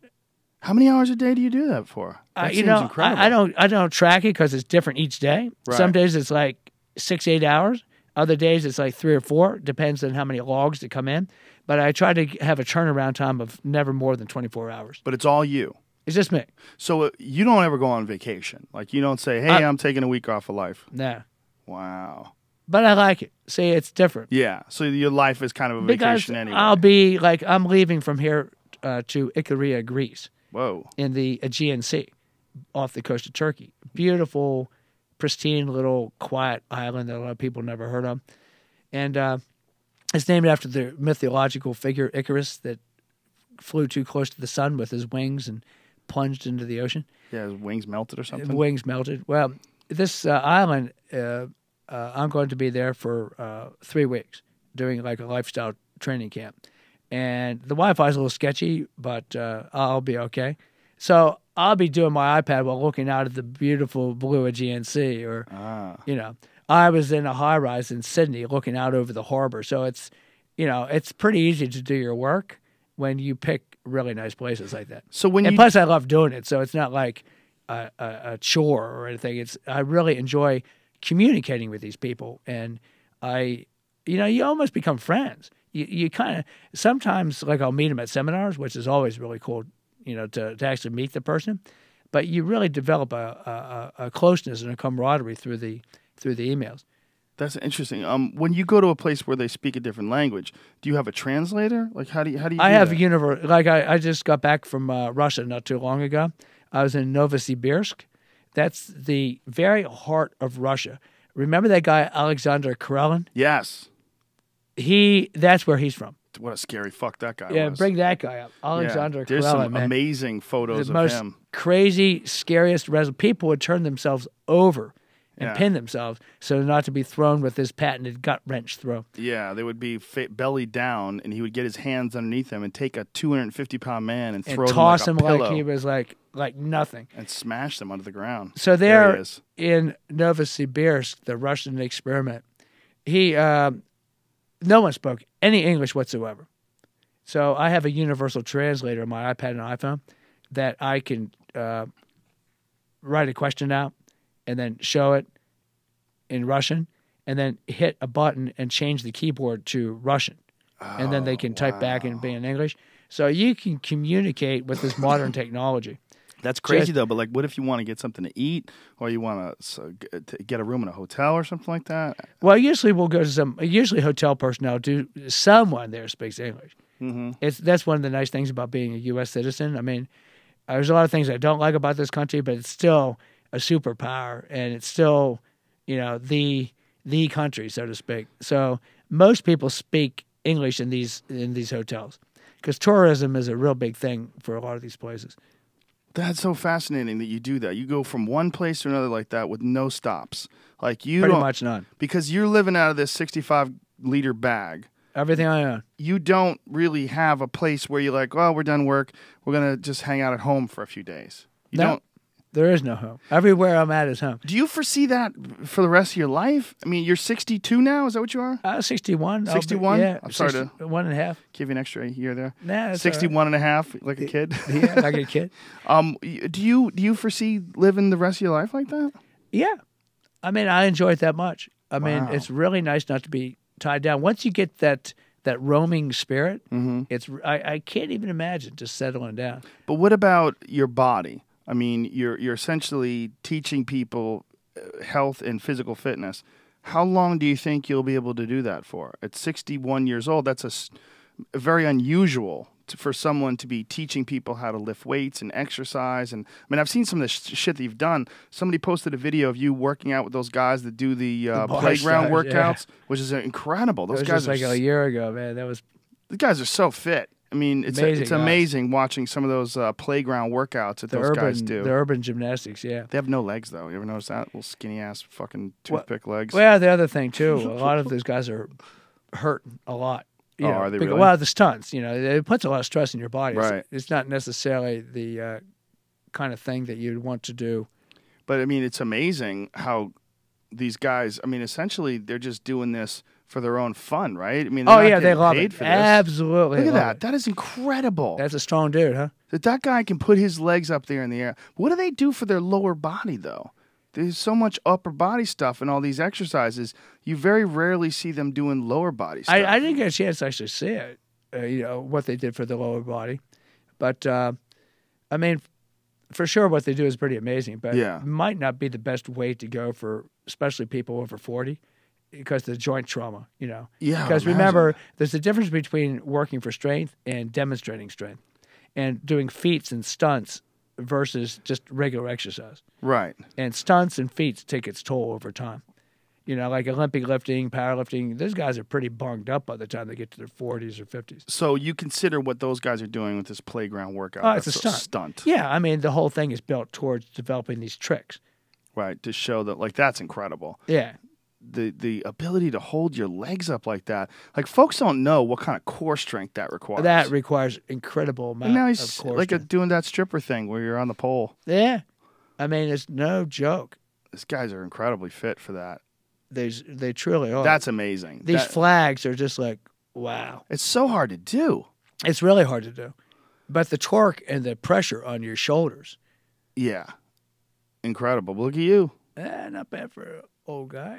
Not bad at all. Not quite as high as that guy was. But amazing that you never did this before, and I hear you doing that. Nah, I never done any of this stuff. Most of my training was all geared towards trying to make myself a better wrestler or a better jiu-jitsu fighter.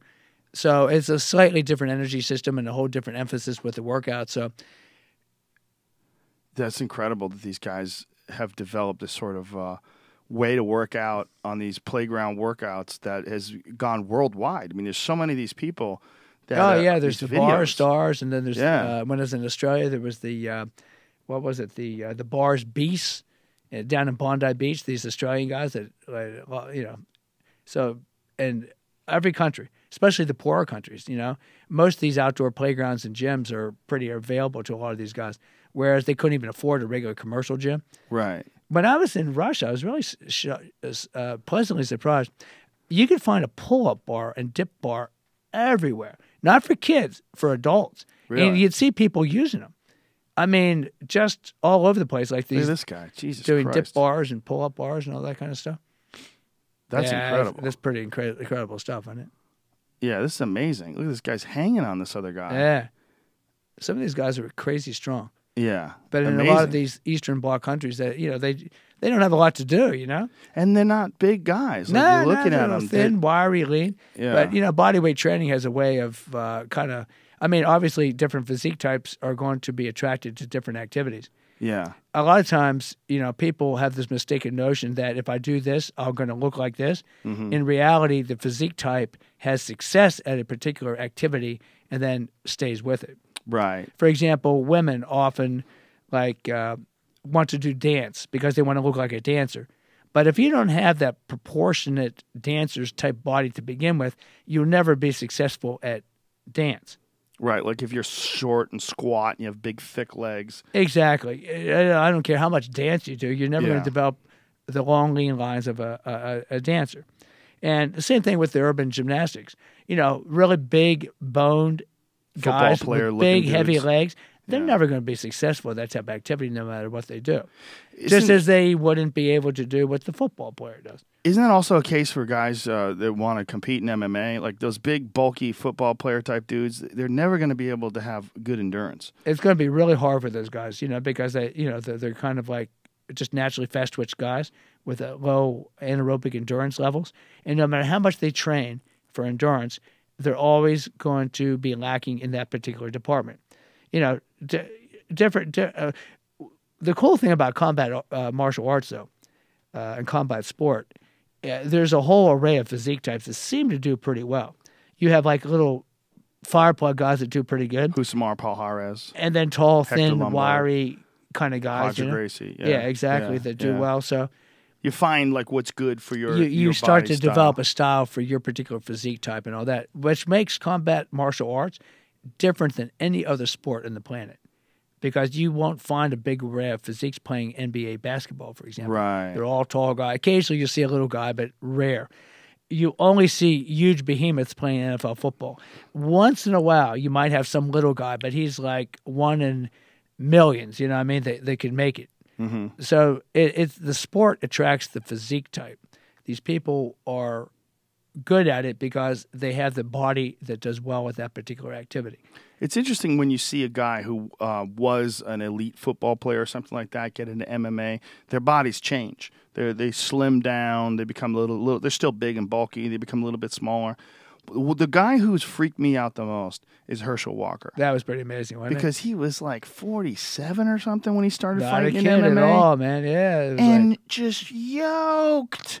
Huge at 47, shredded six-pack, and just throwing guys around and training at AKA. I mean, look at that. That's him at like 48 years old fighting in Strikeforce. That's pretty remarkable, isn't it? What a super athlete that guy was. Wouldn't it have been incredible to see him as a 20-something-year-old competing in the UFC? For sure. Boy, he but was then again, special. guys with his genetic propensity for size and strength and endurance and explosivity, they probably wouldn't be drawn to mixed martial arts because of the money factor. I don't know. He's going to make like 10 times the money playing NFL football. Probably, but he probably could have made that kind of money. Look at the fucking size of that guy at 48 years old. He could have probably made that kind of money doing anything because he's just so. He would have been so dominant. He would have been like he a would have Mike been Tyson. successful at almost any sport. You do have a point there. How does a guy stay that big? Look at the size of him at 48 years of age without lifting weights, because that's what he always claimed. He always claimed that everything he did was body weight. Do you think that's bullshit? I just don't know. I really couldn't contest that one way or another. But there's a lot of people have called bullshit on him. There's no doubt that body weight training can make you pretty muscular and oh yeah, well those bar stars guys, yeah, a lot of them they're are really pretty yoked up, man. Look at that. That's him when he was younger. That's a good picture. Thank you, Jamie. Perfect picture. How the fuck does that guy become that other guy? Show that other picture again. How the fuck are those two? One is the young guy and one's the old guy. Well, you'd almost have to start suspecting some type of enhancement therapy. Mm-hmm. Would you not? Mm-hmm. Just go back to that other picture, Jamie. The picture of him swole up and Come on, son.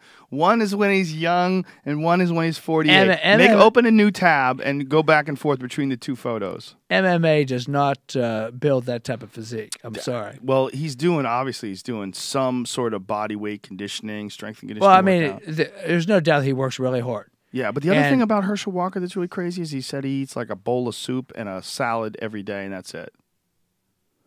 Yeah, it's hard to understand. It's double hard to works, believe. Man. But maybe. I mean, some people. I knew a guy that only slept 3 hours a night. Who? Dr. Ken Leisner. Look at these two pictures. Look at that one, and then look at the other one. Jamie, do you know how to do tabs, you motherfucker? Too big? Can't you just go back and forth? Look at that. What the fuck, man? Jesus. That's when he's young, and here's when he's older. I'm confused. I get super confused. I mean, that looks like a guy who probably doesn't actually. Wait, how old is he in that picture right there? Young. 1982. That's crazy. So he would have been a 50 something now. Well, he might not have been to his true man strength and so forth at that age too. Well, he's got some fucking man strength going on right there. Don't he though? Jeez. And they say, he would go to AKA. He works out with the team, works out with everybody. Amazing. I don't know why he's not doing it anymore. Well, maybe he started having some joint problems, and there is a reason why there's a due date in cottage cheese. I found that out a few times.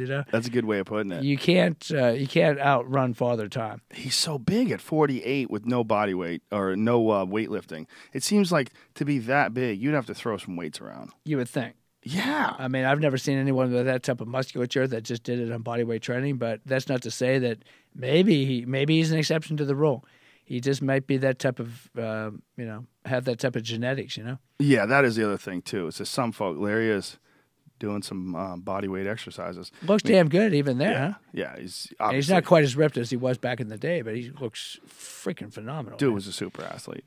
I mean, that's the thing about football is that they get the big super athletes. The really big, strong guys. The biggest, strongest, fastest athletes pretty much go NFL in this country.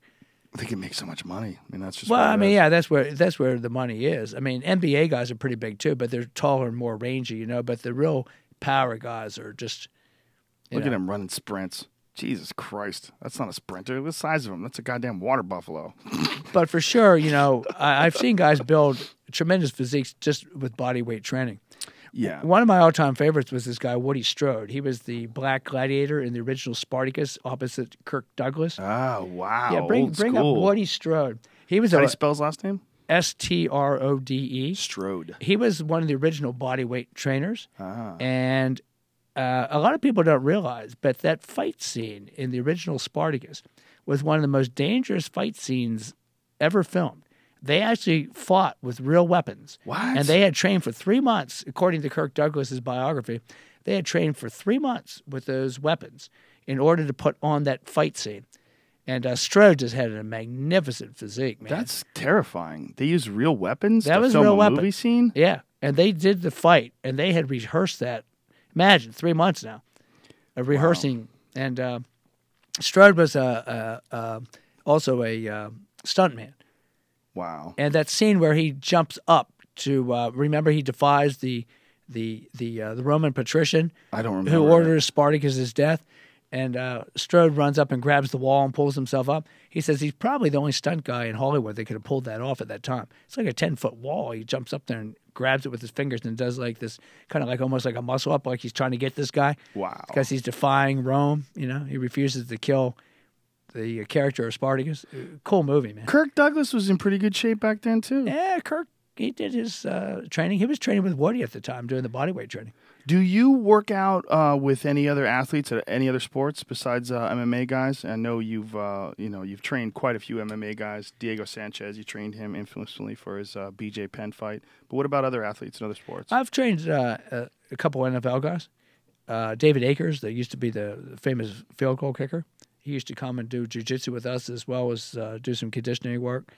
Didn't you have an issue with him where he was kicking with one leg all the time so he was developing problems? He had a chronic hamstring pulls on his non-kicking leg, which was his right leg was his non-kicking leg. He was a left foot kicker. Mm-hmm. And so at my suggestion, I said, hey, why not balance yourself out? You're kicking like 50 kicks a day, which is a lot of kicks, but you're not doing anything for the other side. Yeah. So start kicking with the other side. And lo and behold, hamstring problems disappeared. Well, I wanted to ask you about that because I'm getting into archery, and I've got this bow, and it's 90 pounds. Well, that's a pretty hefty bow. I'm pulling 90 pounds all the time with my right arm. Is this a compound bow with a pulley system? Yeah. Wow. I should probably get a 90-pound bow for my left arm, too. Well, what I would do is just hold the bow and just do some rows with it. You can't grab it with your other hand. It's the way it's. I'll show you. I'll show you afterwards. Well, then get yourself like a chest expander. Is that good enough? Yeah. What about rows? I've been doing rows. Yeah, you could do rows. I do 10 or 15 rows. But you would want a day. similar movement pattern, right? Well, I do it like that. I do it like this. So are you holding it with your right hand or your left hand? I hold the bow with my left. Left and pull with the right. With my right. Okay, like so take a chest expander, like the old school rubber chest expanders, and just start pulling just to balance yourself out. Okay. Yeah, I worked a fairly well-known baseball player by the name of David Bell. I'd been working his wife out for a couple of years. I didn't even realize that she was married to a Philadelphia Philly. And then one day she says, hey, man, my husband's having some serious problems. He's in pain a lot, and I'd like you to take a look at him. So David comes up, and I ask him, hey, how many times a week do you throw a baseball with your right hand? And he looked at me like, thousands of reps. And I just simply said, what are you doing for your opposite side? And he looked at me like, wow, I never thought about that. And I'm thinking, well, for sure, baseball got to have some top trainers, right?